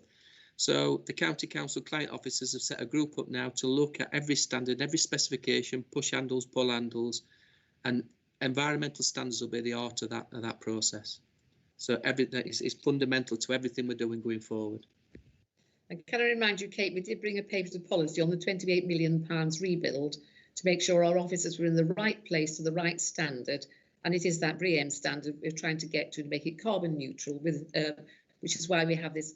I think it has been much criticised, massive building programme for county officers, because actually it saves in the long run, which is why we set about to do it. So thank you for your congratulations on that, Kate. I shall make a note of that and remember it. So can we move on now, please? I've got Philip Hearn and then Richard Jackson, and then anybody else wish to indicate. So Philip Hearn first, and then Richard. Yeah, thank you very much, Leader. I want to thank and congratulate Mr. Mayor and his team on delivering for the Children and Young People Services Committee. Isn't it nice to have a good news story for a change in these current times? Over recent years, we've had much hand-wringing about austerity, and then, of course, we've got the despondency over COVID. But during all of that time, we have been delivering in Nottinghamshire the biggest new school building programme in the history of the County Council. Yeah. Let's not forget that. The biggest programme of new school build in the history of the County Council. And that has been largely delivered by the ARC partnership. So we have an awful lot to be thankful for. And several of the projects have been mentioned and they were recorded in the presentation, but I think it's worth mentioning. One that hasn't been mentioned, of course, is the Orchard School, a hugely important project. We made a promise to redevelop the Orchard School, and unfortunately, we've not been able to have an official opening, but one day we will. And I've no doubt it will be magnificent. I've had hugely positive feedback from through officers about that particular school. One school that I know, new school that I know quite well, is the Flying High at Hucknall. And that wasn't an easy job for you, I know, because you had to design a school and an aircraft hangar all in one. The only thing that you missed out was putting the Vulcan bomber in at the end of it all. But I look forward to you getting round to that when the COVID pandemic is over. The Hawthorne School, which Councillor Barnfather mentioned, that wasn't an easy site. It certainly wasn't an easy site. But nevertheless, you have delivered on that. Clayfields has been mentioned. Important to us. It's important, in fact, to our budget, because we are able to sell those extra bed spaces and bring in not far short of £1 million to help the budget of this county council. So it's good news after good news. And I'm always relieved when I know that ARC is involved in a project, because I know I can forget about it, if you like, and you will get on with it, and I don't have to worry about it. Oh, what a far cry from the past. What a far cry. And I'm so relieved. There is a report going to the next meeting of Children and Young People Services Committee on the work that you have been doing in regard to new build, but also equally important, let's not forget this. Let's not forget this at all. The refurbishment of many of the schools across the county council. Some of them have been in a poor state, and we are spending a lot of money, and you are delivering value for money. As I say, I have every confidence when I know that ARC is involved, particularly when we're spending 106 monies. And it's so gratifying to know that these schemes are being delivered locally. They're being delivered by you, and what you are doing is putting money back into the local community, and never underestimate that. It is so galling when money that's raised in Nottinghamshire for Nottinghamshire is then spent on companies outside of Nottinghamshire. And so I think we have much to celebrate, and I want to thank you. There are no questions in there, Leader, but I felt it was worth saying on behalf of the Children and Young People Services Committee how much we value what has been achieved over these past few years. Thank you very much. Thank you, Philip. Can I bring now Muriel in? Muriel, I'm sorry I overlooked your hand. I do apologise. Would you like to pose your questions or your comments, please? Yes, yes, thank you, Chair, and thank you, Dan. I mean, it's a very impressive. My question just goes back to the environmental issue. How far along generally do you think you are on the carbon reduction journey? I know you've referred to it specifically, but just I think as a partnership, and I think client officers, Derek and Matthew have probably said the same. We're at the beginning of the journey, really. I think we've done as much as we can in what we had, but some of these projects that we've had to do, had to be done very quickly, and they don't always give you the opportunity to plan it. But on every new build that we're doing now, environmental standards are signed off as part of the brief, be it BREEAM, be it BREEAM Good and Excellent. So I think, answer your question, we're at the beginning of the journey, but I've confidence that every new build that will happen in this county will be as environmentally friendly as it can be. Thank you. Thank you, Muriel. And now my final speaker is Richard Jackson. Richard. Yeah, thank you, Leader. I'll try not to repeat things that have been said, other than I will again thank Dan, with my Finance Committee hat on, particularly to thank Dan. We get regular updates on major projects that are going through ARC into Finance Committee, and I think committee's got quite some expertise now in looking at projects and understanding, there are always going to be overspends and things that come up during a building, big and complex, expensive buildings that where things change from original estimates, and we look at them all and we interrogate them. We question our officers, and Dan comes along very regularly, and we have a really good handle now on what's happening. I remember the bad old days, as you do, Leader, because you and I called in a number of these where we used to find out months after buildings had been finished that they'd gone millions of pounds overspent. And getting the information as to how that had ever happened took us forever. I don't think on some occasions we ever actually did get that detail. And often it was because end user departments were suddenly re-specifying projects as they were going along. I remember one famous occasion where a department had decided they wanted an extra lift shaft put in the building halfway through construction, and we wondered 6 months after, when we got the final bill, why suddenly this thing was hundreds of thousands of pounds overspent. That doesn't happen anymore. And things are properly spec'd in the first place in a kind of consultative discussion with end users and with property teams. So we're getting the specification right in the first place, so we know what we're going to get out in the end.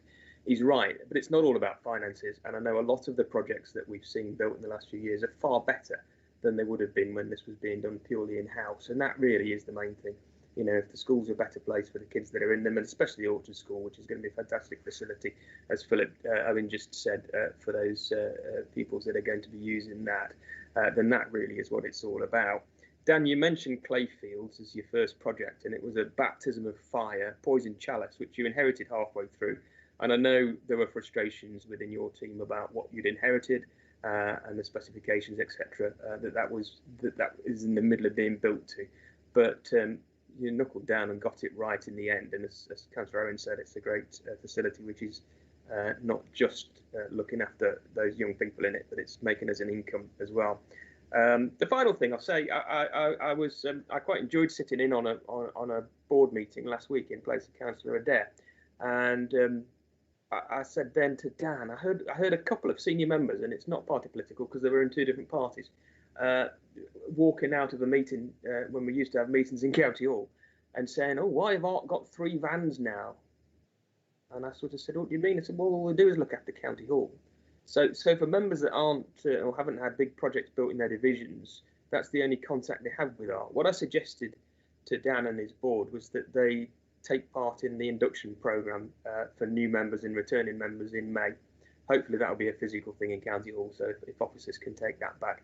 I think it'd be really useful because there'll be 68 county councillors, new and returning, who can be, an extra part of your sales force. They're all involved in community projects with schools or district councils and all sorts of things, and we can help you, and in return help us as well. So thanks again, Dan, for everything that you do. Thank you. Thank you, Dan. Reg, you seconded this. Would you like to speak before we take the vote? Well, you know, there's a lot been said and a lot of time has been spent on it as well. Dan, you've had a good innings there, Dan. You've had a good exposure. And I think the only thing I really hope is that I've heard members saying, "Oh, I don't know about this about Ark, I don't know that about Ark." I hope after today's presentation, all members know about Ark, and if they don't, they should find out, because we have an organisation there now, and I know I do challenge you from time to time, Dan, on different things, but then that's part of the process.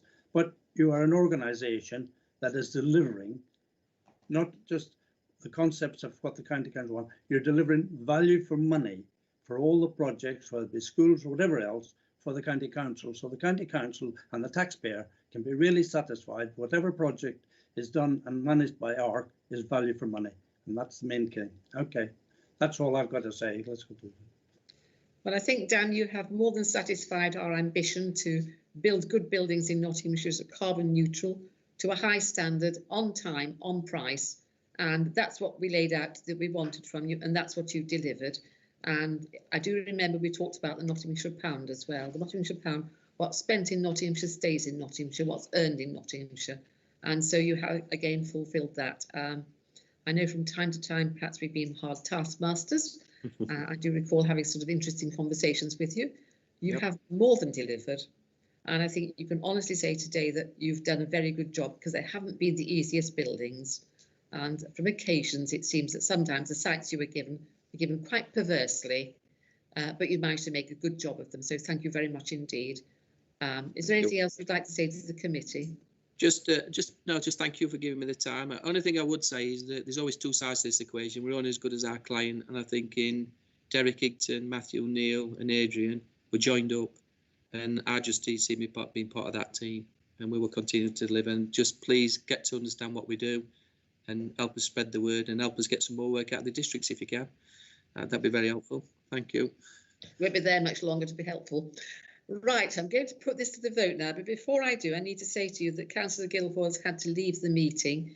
I think his mother's had a fall and he needs to go and he's needed at home, I think, to sort things out. So he does send his apologies, and I hope you all accept that. So now I'm going to hand this over to Anthony. Anthony. Thank you, Leader. Starting with Councillor Adair. 4. Councillor Barnfather. 4. Councillor Butler. 4. Councillor Cotty. 4. Councillor Cutts. 4. Councillor Fole. 4. Councillor Garner. 4. Councillor Harper. 4. Councillor Jackson. 4. Councillor Knight. 4. Councillor Lawton. 4. Councillor Madden. 4. Councillor Martin. 4. Councillor Owen. 4. Councillor Peck. 4. Councillor Pringle. 4. Councillor Rhodes. 4. Councillor Vice. 4. That's unanimous, Chair. Thank you very much indeed for that. And Dan, may I thank you again for your presentation. That doesn't let you off coming to see me yet again in the not too distant future, just to see where we've got up to. I look forward to it. Thanks, everyone. Bye. Thank you. Bye-bye. I'm now going to return back to item 4 on the agenda.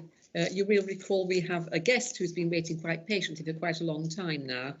And I'd like you to, if you've got a moment, just to turn back on your agenda item papers. It's a violence reduction unit, and we're very happy to have Natalie Baker-Swift with us today, who's going to talk us through the agenda. So I am going to propose that we accept the report, and I'm looking for a seconder, please. I'll second that and reserve my right. Thank you. And now, can I hand it over to you, please, Natalie? And I hope you're happy to answer questions as well. Absolutely. Thank you very much, Councillor Cutts, and thank you for the members for giving me the opportunity to come to your meeting today and just give you a little bit of an overview of the Violence Reduction Unit. Unfortunately, I don't have a presentation that's as all singing and dancing as the last one I saw, but I'll just be talking through key points in the paper that hopefully you will have to hand, and obviously we'll open for any questions at the end. So just to give you a little bit of background of the Violence Reduction Unit, we are a county-wide unit that was established in June 2019 with Home Office funding. So that Home Office funding was allocated to 18 areas of England and Wales in response to the government's serious violence strategy, which was a programme of work set out to respond to increased knife crime, gun crime and homicide in the UK.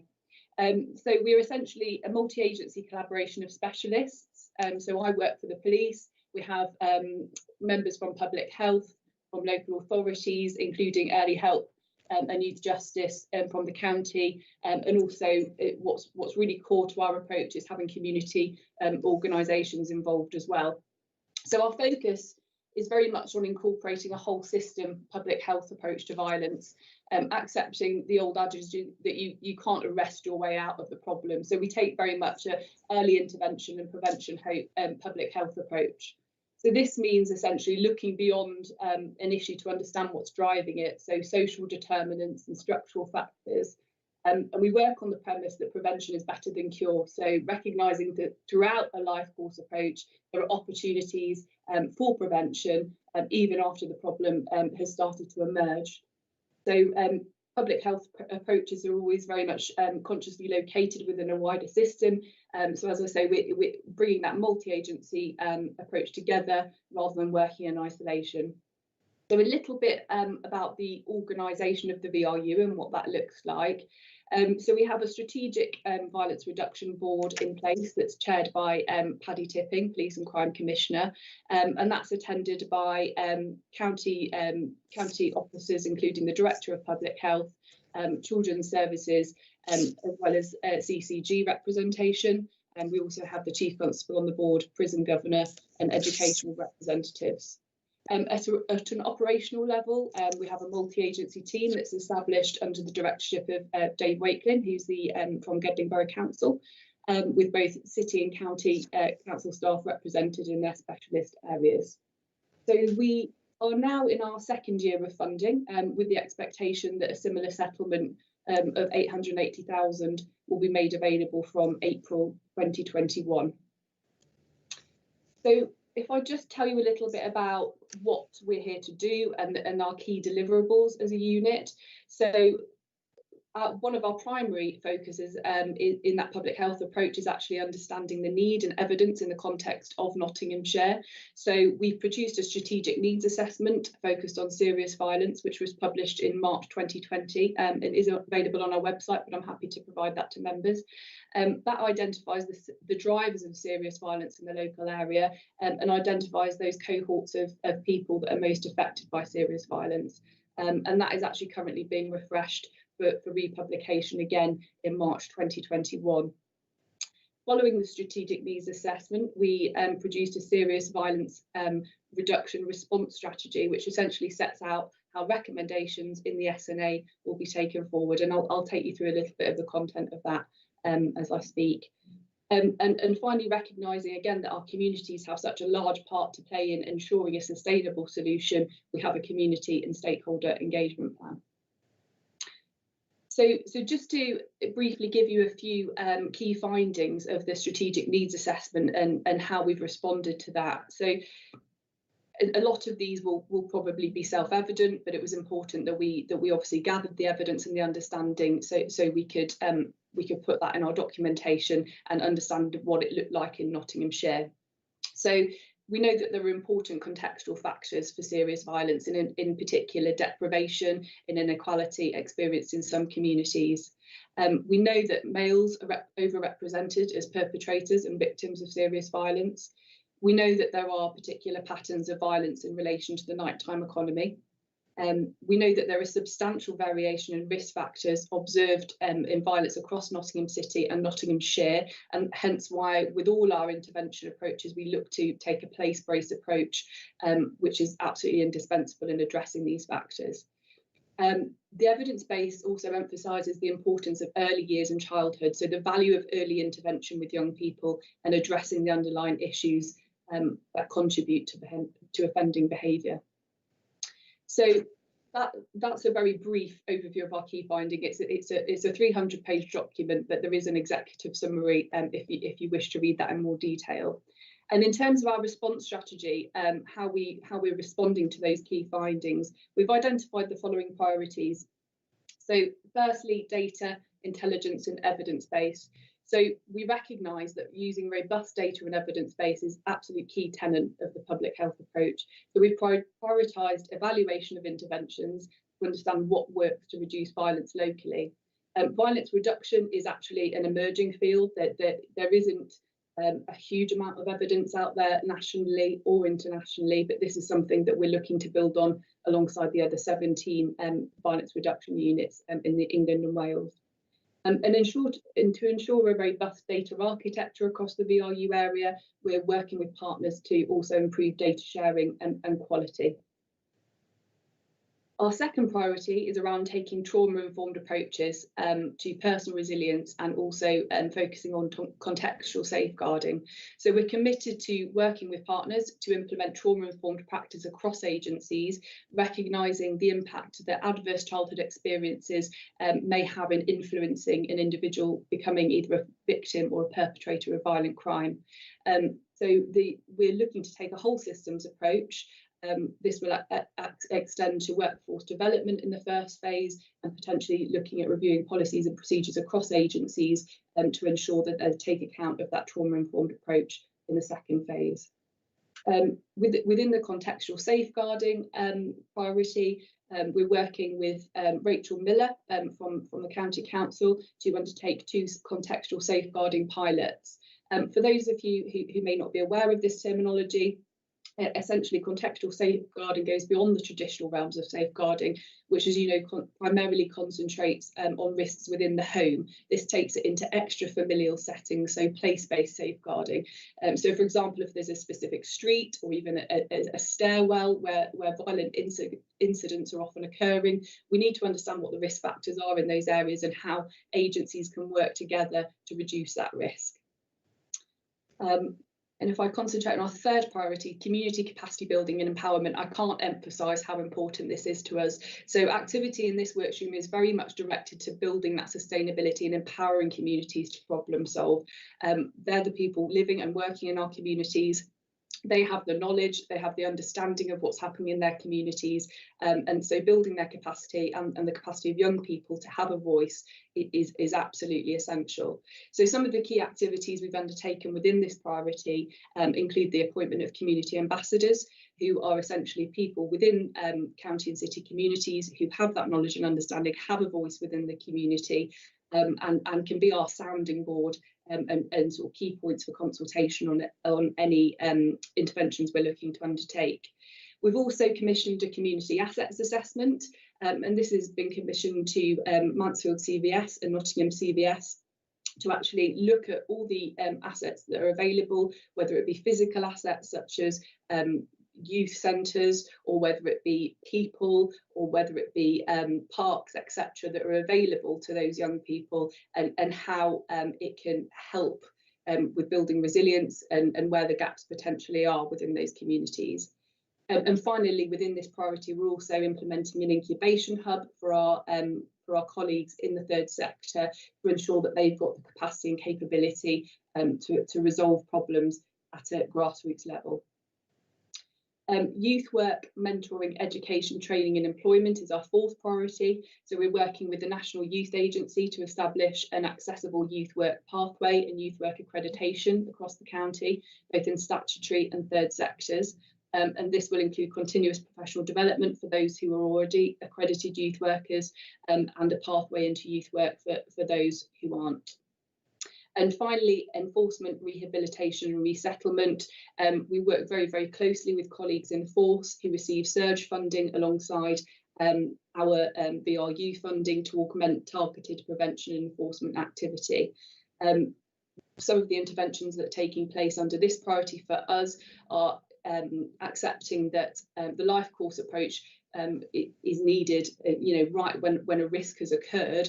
So if someone has offended, has found themselves serving a sentence, we will work with those people when they leave the prison establishment to resettle them back into communities and give them the best chance to prevent them from reoffending in the future. So how does this translate into activity? So the VRU do commission interventions, as I've described some of the above, in order to build that local evidence base. So we evaluate all of them and to support young people in the city and county. And £250,000 of our funding has been invested in interventions. So to give you a flavour of some of those, our universally focused primary prevention interventions which seek to prevent problems occurring in the future, such as school-based interventions, one which is mentors and violence prevention, which teaches a bystander approach to tackling bullying, exploitation and knife carrying. This is currently being trialled in 5 schools in the county. Secondary prevention, so this is activity to provide interventions for those already displaying risk factors. One of our interventions, which is a custody intervention programme called U-Turn, is being delivered in Mansfield Custody Suite, and is being delivered by a county-based charity called Inspire and Achieve Foundation. So they're essentially using skilled youth workers with lived experience who offer a wraparound support to young people aged 16 to 26 who've been detained following a violent offence or through carrying a knife. And they use that as a reachable moment to intervene and to provide intensive support for those individuals.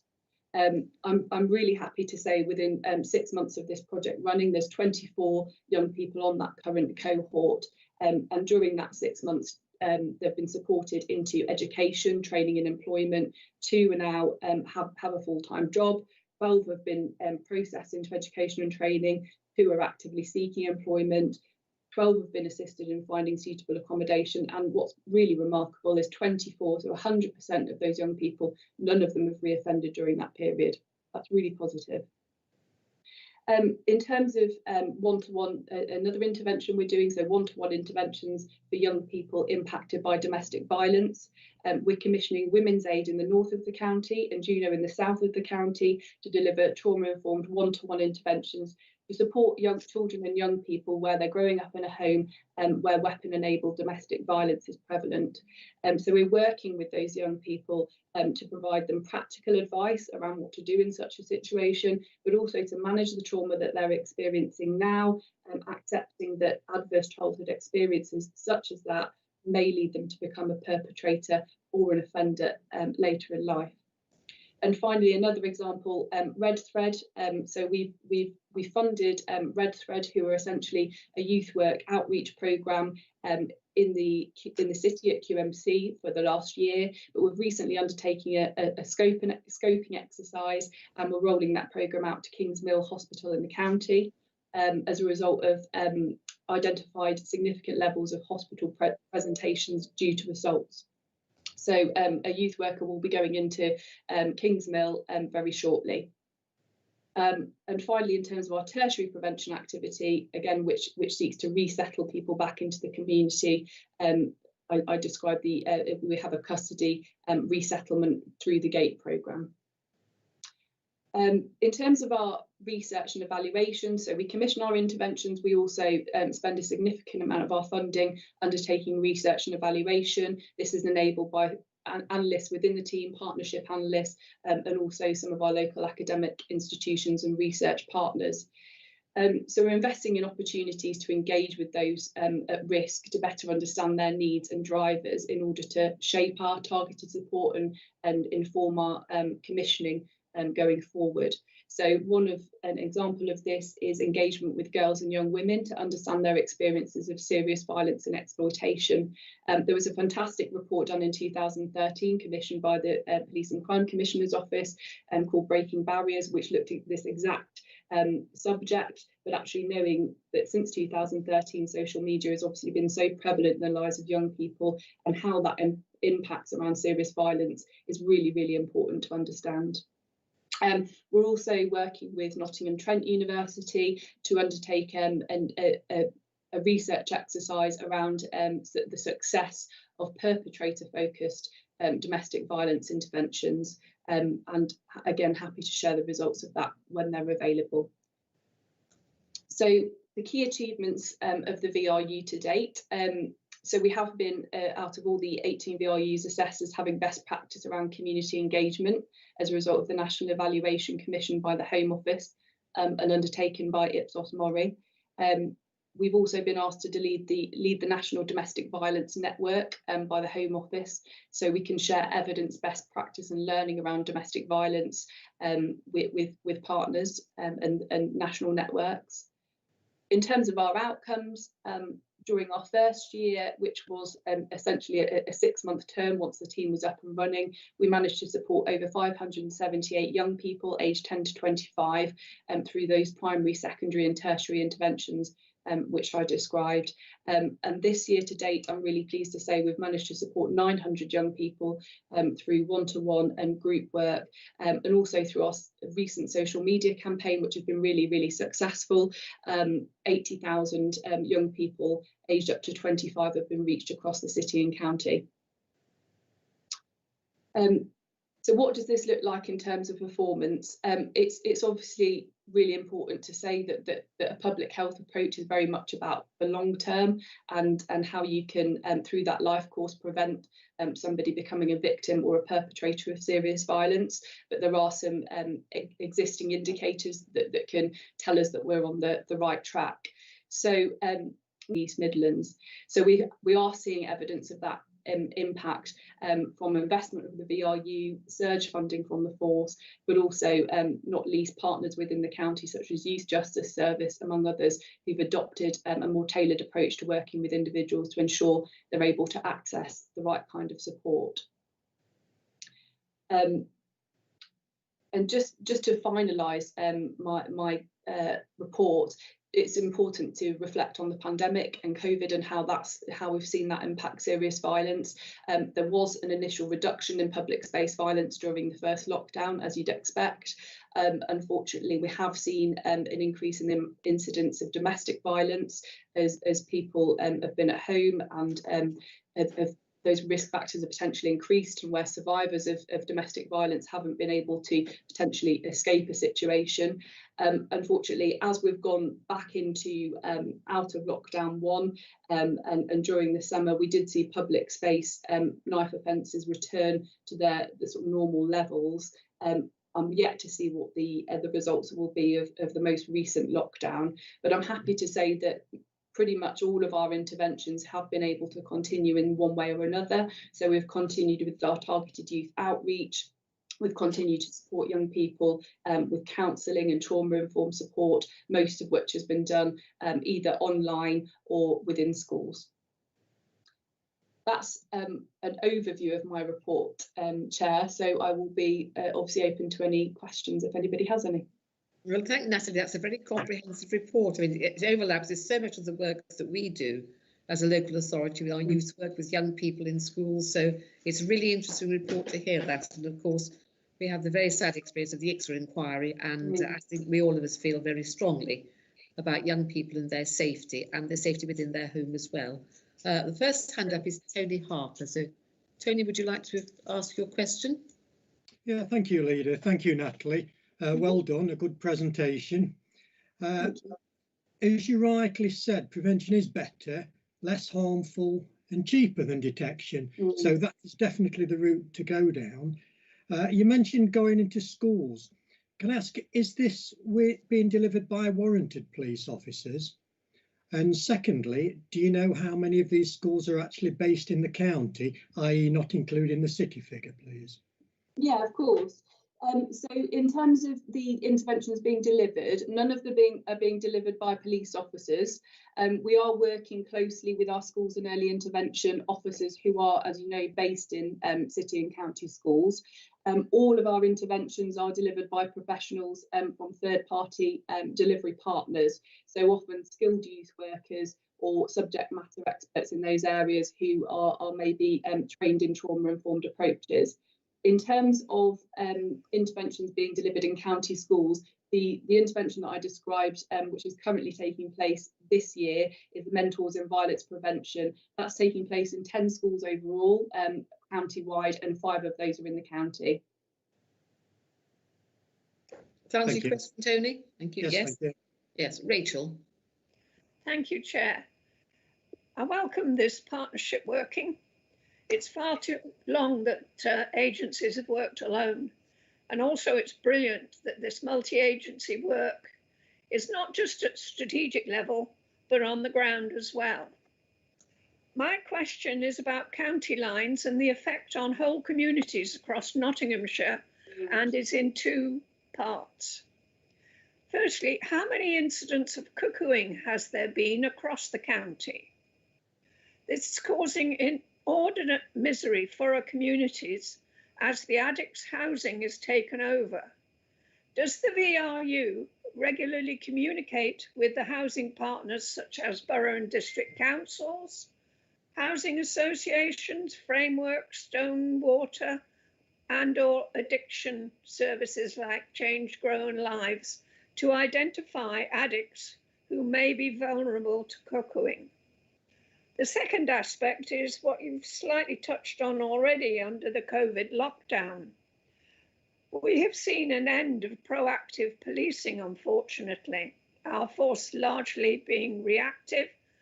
And an example of this was the baffling decision of the police to advise County Council not to take any action on the sale of illicit tobaccos. What proactive steps can we take to deal with county lines, such as, are there any plans to patrol our railway stations, for example? They do allow drugs to enter into our county. Thank you. Right, Natalie, is that coming within your purview on this? Because some of this seems to be a policing matter. So can you answer what you can? Yes, of course. Yes, I will answer what I can, Councillor. So in terms of the numbers of cuckooing, I don't have that data to hand, unfortunately. I'm sure I can provide it to you very, very quickly by speaking to some of our analytical colleagues. Are we working with housing? Yes, that is absolutely an aim for this year. It is something we're starting to explore. As a relatively new unit, it's not something, I have to admit, that we've managed to do an awful lot of so far. In response to your second question around county lines, there is work currently undergoing as part of the Tackling Child Exploitation programme. So I work with colleagues in the county at the Children's Safeguarding Board and in the city to put a bid in to an organisation called Research and Practice, who look at that very around child exploitation as a whole. So not just county lines, but criminal child exploitation, exploitation online, etc. And we recognise that within the safeguarding partnerships, these things are often dealt with in a thematic, taking a thematic approach, which actually, when you look at the cohort of young people that are being talked about in those meetings, we recognise that often they're the same cohort of young people that are at risk, and actually the strategies that can be used to manage those issues are often the same. So working with Research and Practice, we are looking to assist the safeguarding boards to actually overhaul how exploitation as a whole is managed, including county lines.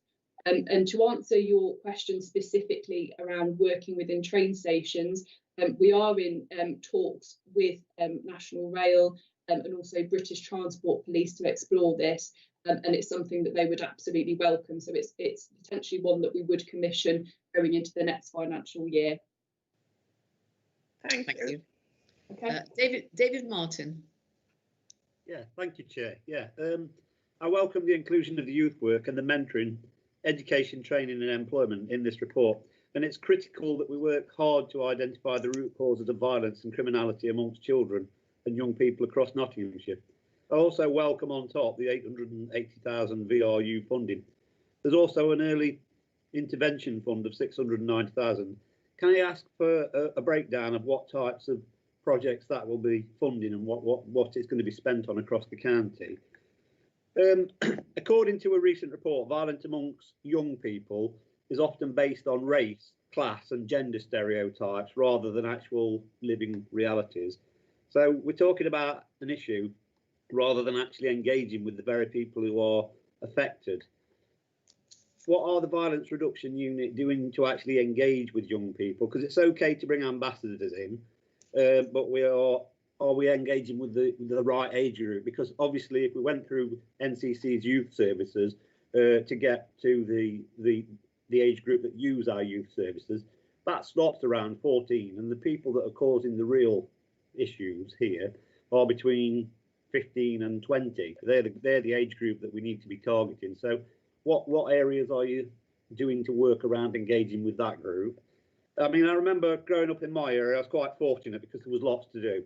And I'm determined to find things to distract people of that age group across the district of Ashfield. You know, we've got a huge investment. David, can we stick? This is a report that Natalie's come to give. We're talking to the report. So I'll be fascinated to hear about your growing up and youthful experiences when we meet personally. Can we just stick to this report? Well, it's part of the report, to be fair. I mean, we're talking about spending some of the funding that's and how to spend this funding. And we've asked Natalie that question. Yeah, we're talking about that. So, you know, because cuts in local government funding have stopped expenditure on parks and such like.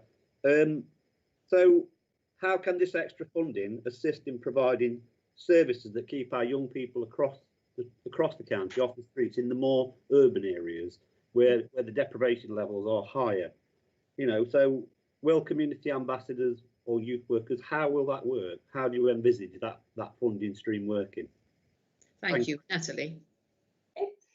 So, Councillor, to answer your first question about the ending youth violence funding, that was actually for 2019-20. So that funding has been spent already. I don't have the detail to hand, but in summary, in the county, it was used to augment targeted youth outreach through youth services, and also to provide personal budgets for young people needing a wraparound support. I'd be happy to give you a breakdown, Councillor, if that would be helpful.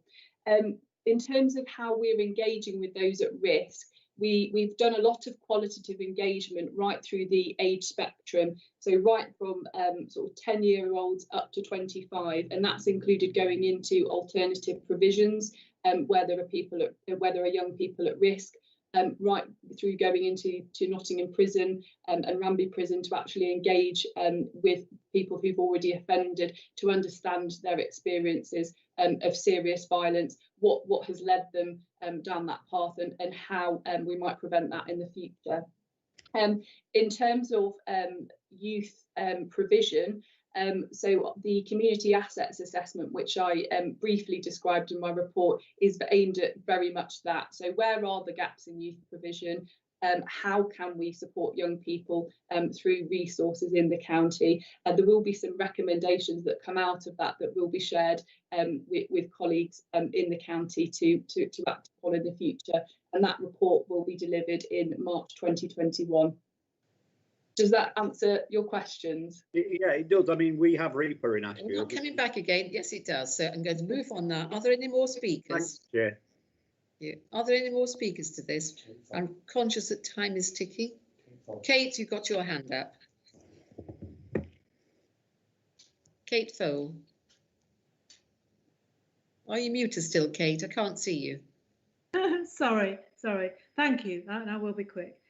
Good report, thank you. It's really interesting. It shows the power of both partnership working and early intervention, doesn't it? Which is great.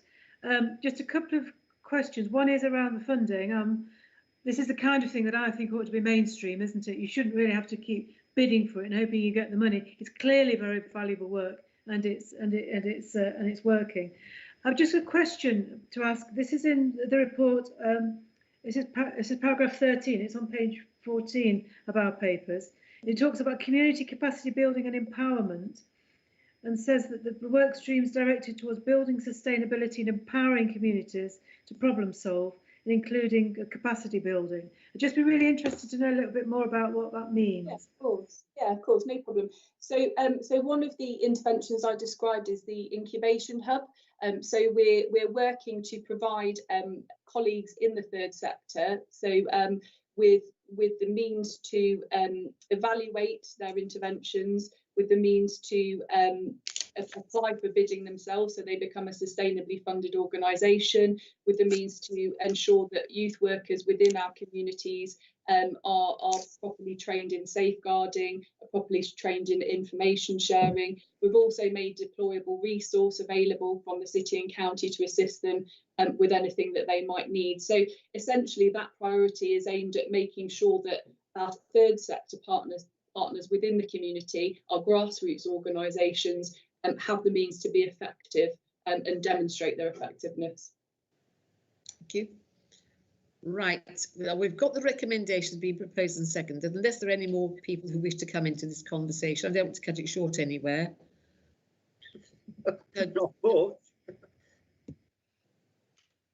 So, Reg, do you wish to second this? Would you like to speak? I've got nothing further to add. No. Can I say, Natalie, that's been a fascinating report. We do have the largest youth service of any county council, I think, across the whole of the UK, actually. I'm very proud of that. I know we work very well with you, and we share our services together. So it's been a really interesting report. The recommendations are that we receive the report and look for any further actions required. And will you come back to a future meeting and update us with where we are with this? I'd be more than happy to, absolutely. This is very close to the work, I think, of all councillors, where we all of us have the best interests of young people at heart. So thank you very much for your time today. And I do apologise for keeping you waiting. Not at all. Thank you very much for the opportunity. I'm now going to move to the vote. So you all vote, please. I'll hand over to the Chief Executive now. Thank you, Chair. Just a point of clarity for Councillor Martin. The council's funded youth service targets an age range of 14 to 19, so it doesn't spend its publicly funded money on younger people and children, so we target the adolescents. Starting with Councillor Adair. Sorry, 4. Councillor Barnfather. 4. Councillor Butler. 4. Councillor Cotty. 4. Councillor Cutts. 4. Councillor Fole. 4. Councillor Garner. 4. Councillor Harper. 4. Councillor Jackson. 4. Councillor Knight. 4. Councillor Lawton. 4. Councillor Madden. 4. Councillor Martin. 4. Councillor Owen. 4. Councillor Peck. 4. Councillor Pringle. 4. Councillor Rhodes.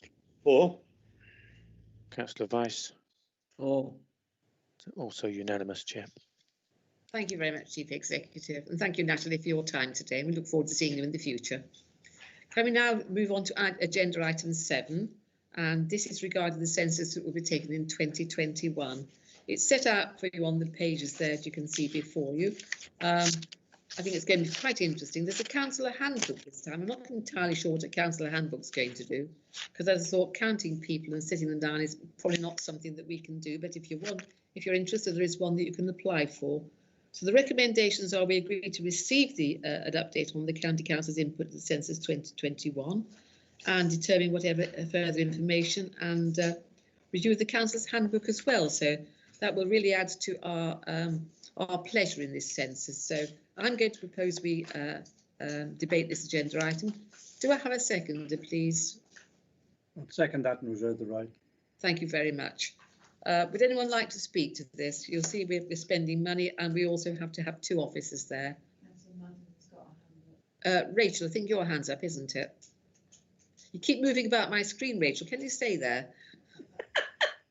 Pin me to the sofa, Chair. Pin me to the sofa. Thank you. Welcome this report. Obviously, data collected in the census is invaluable in terms of delivering fair funding across the county. You will have the full support of my council, and can I welcome for the first time that residents will be asked about their sexual orientation and gender identity. This will provide reliable data on the proportion of population that is LGBT. The questions: will it be voluntary and for people aged 16 and over, will help to build a clearer picture for policymakers and service providers, ensuring that we have the resources to deal with sensitive issues within those communities. And it will also help with the disadvantage that LGBT people may be experiencing in terms of health, educational outcomes, employment and housing. Thank you, Chair. Thank you very much. Can anybody answer those questions? I'm assuming the census will be the form that is designed. I haven't seen it, Rachel, because this is quite new on the horizon for us. So, Chief Executive, do we have any further information, or can we supply members with this information as it comes in? Thank you, Chair. Handbook. The answer is probably a bit of both. Nigel Stevenson can probably help with that. Thank you, Nigel. Are you on the call? Yeah, I am. Thank you, Leader, and thank you for the question. Yeah, if colleagues will remember that completing the census is compulsory. So, and that was an act from 1920. So I can update Rachel, I think, as we get more info in terms of what data is collected in the census, in terms of what the census form looks like, which again, I think ONS has probably provided that. So I'll see what we've got already to hand in terms of what the data is being asked to be collected. Yeah, and come back to you, Councillor Madden. Is there anything else, Rachel, you wish to ask on that? No, I mean, we do use the census material for deciding what services we require and the level of services, so it is an important thing that we require. David, you've got your hand up. Yeah, thank you. One of the biggest hurdles we face here is the deep-rooted mistrust of the government stewardship with public data, and that's been going on ever since the census was first invented. Many individuals not only organise their lives from their phones and are willing to share their personal data with travel companies or social platforms, they've been guilty of security or ethical data breaches in the past. So people are reluctant to share the same data with government organisations because of that issue. So what can we do to overcome some of the mistrust in that area? Because we need to break down the silos and secure greater permission to leverage residents' data out of them and get it in the data. And I'm very for the census because I'm an avid genealogist and it's invaluable data. So how can we break down people's misconceptions about the reliability of GDPR? I have to say, from my observations of social media, some people are willing to share every aspect of their lives with us. I don't. Are there any dangers, Chief Executive? Perhaps you can advise me here. I'll hand this over to the Chief Executive. It's not my field at all, David. Okay. Thanks, Councillor Martin. I'm sure Nigel might want to supplement this. The purpose in bringing this here today is so that particularly elected members as community leaders can work with us to ensure take up in the census, because we recognise the issues that you've described. I think it's partly why they've come up with this handbook to demystify some of the requirements and the statutory status of the census and the way it's collected, and critically, of course, the way that the data is then used and or shared. So what we would want to do is work with you to give you all the information you need to reassure people that this will be done properly. And at the same time, we'll work with the Council's communications team to support the communications approach that the ONS will take, so that we're pushing messages out to reassure people and encourage them to engage. Okay, thank you. Yeah, thank you. Anybody else want to ask any questions on this? I think the paper is pretty comprehensive. No, there's no more speakers. Reg, do you wish to say anything? No, I've got nothing further to add. It's all in the notes. Thank you. So I'm going to put this to the vote now. I'm going to hand over to the Chief Executive. Chief Executive. Yeah, it's an appropriate time, Chair, to take people's names. Starting with Councillor Adair. For. Councillor Barnfather. For. Councillor Butler. For. Councillor Cotty. For. Councillor Cutts. For. Councillor Fole. For. Councillor Garner. For. Councillor Harper. For. Councillor Jackson. For. Councillor Knight. For. Councillor Lawton. For. Councillor Madden. For. Councillor Martin. For. Councillor Owen. For. Councillor Peck. For. Councillor Pringle. For. Councillor Rhodes. For. Councillor Weiss. So, Muriel. yes, sorry, I couldn't unmute my button. Yes, 4. Thank you. Thank you, Muriel. That's unanimous, Chair. Thank you very much, Chief Executive. That's carried. Let's now move on to agenda item 8, which is disposal of the former Abbey School site in Mansfield. The paper is pretty comprehensive here. The recommendations are to give approval to the partnership to the council to use its land to enable the provision of more accommodation facilities for elderly residents by disposing of the site at Abbey Road, Mansfield, to the proposed purchaser on the basis of the terms detailed in the exempt report. And can I remind you, in the exempt report, it does deal with the details of the purchase price. So I'd be grateful if you refrain from speaking about it here.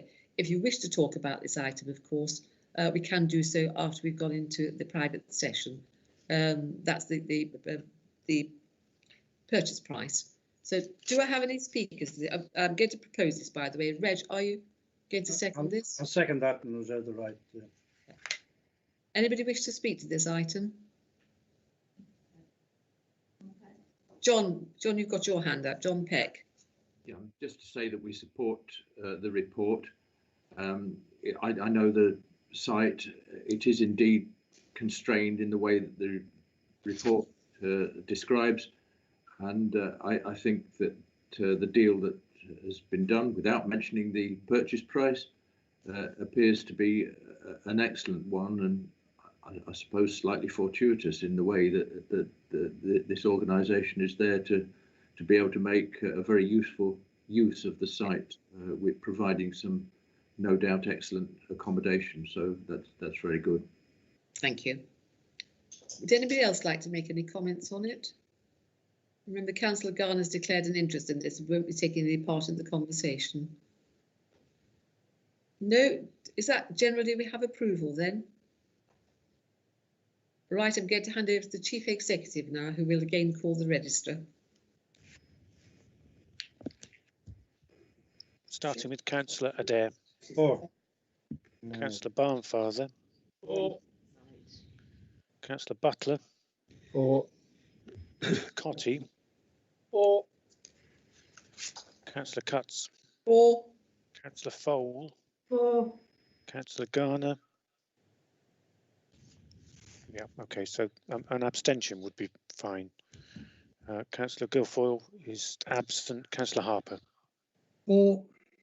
Councillor Jackson. 4. Councillor Knight. 4. Councillor Lawton. Bruce. 4. Sorry. Councillor Madden. 4. Councillor Martin.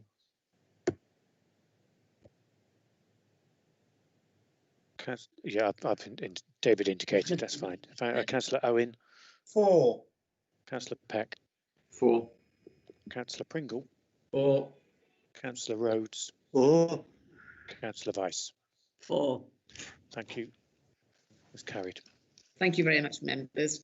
Shall we move on now to agenda item 9, please, which is the work programme? You've got that before you. Are there any additions there that you wish to see in it? You'll see that the world will continue after May. It appears to go on into July. So we've got an election in between, it'll be quite interesting. You got your hand up, Rachel? Thank you, Chair. Yes, please.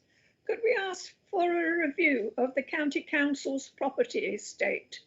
Thank you. I'm a bit of a loss to know why we'd want to do that, since we've already had one recently, probably less than 9 months ago now. So I'm sure we can dust it off and get it out again if you'd like to have a look. It's basically with bearing in mind working from home. What impact have we got? Buildings stood empty, etc. Well, I think we've had a lot of buildings empty because we've had the lockdown, haven't we? So, Chief Executive, can you inform us on anything on this? Yep, with the Chair's indulgence, very happy to bring a report about the impact of the restrictions on the Council's estate. We can do that, Rachel. Yeah, that'll be fine. Thank you. Anybody else wish to add anything on this? No, I'm told we don't need a formal vote on this, so you have to move on to the next agenda item and accept this. Bearing in mind this is a live document and can be added to really at almost any time. So let's move on then to the next one, which is the exclusion of the public, which is agenda item 10. I therefore invite the committee to resolve that the public be excluded for the remainder of the meeting on the grounds that the discussions are likely to involve disclosure of the exempt information described in Schedule 12A of the Local Government Act of 1972, and that the public interest in maintaining the exemption outweighs the public interest in disclosing the information. And we need to wait until there are no public in the meeting. So I'll pause here for Keith. You must give me the nod when we're ready to continue. Sorry, Chair, we just need a vote just to agree that, just to agree the exclusion, and then vote needed here.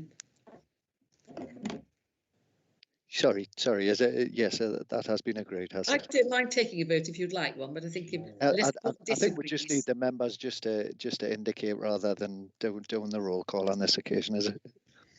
Well, I think that's yes. That's great. Thank you very much. Sorry about that. And I will just confirm, just a few seconds, then we can confirm.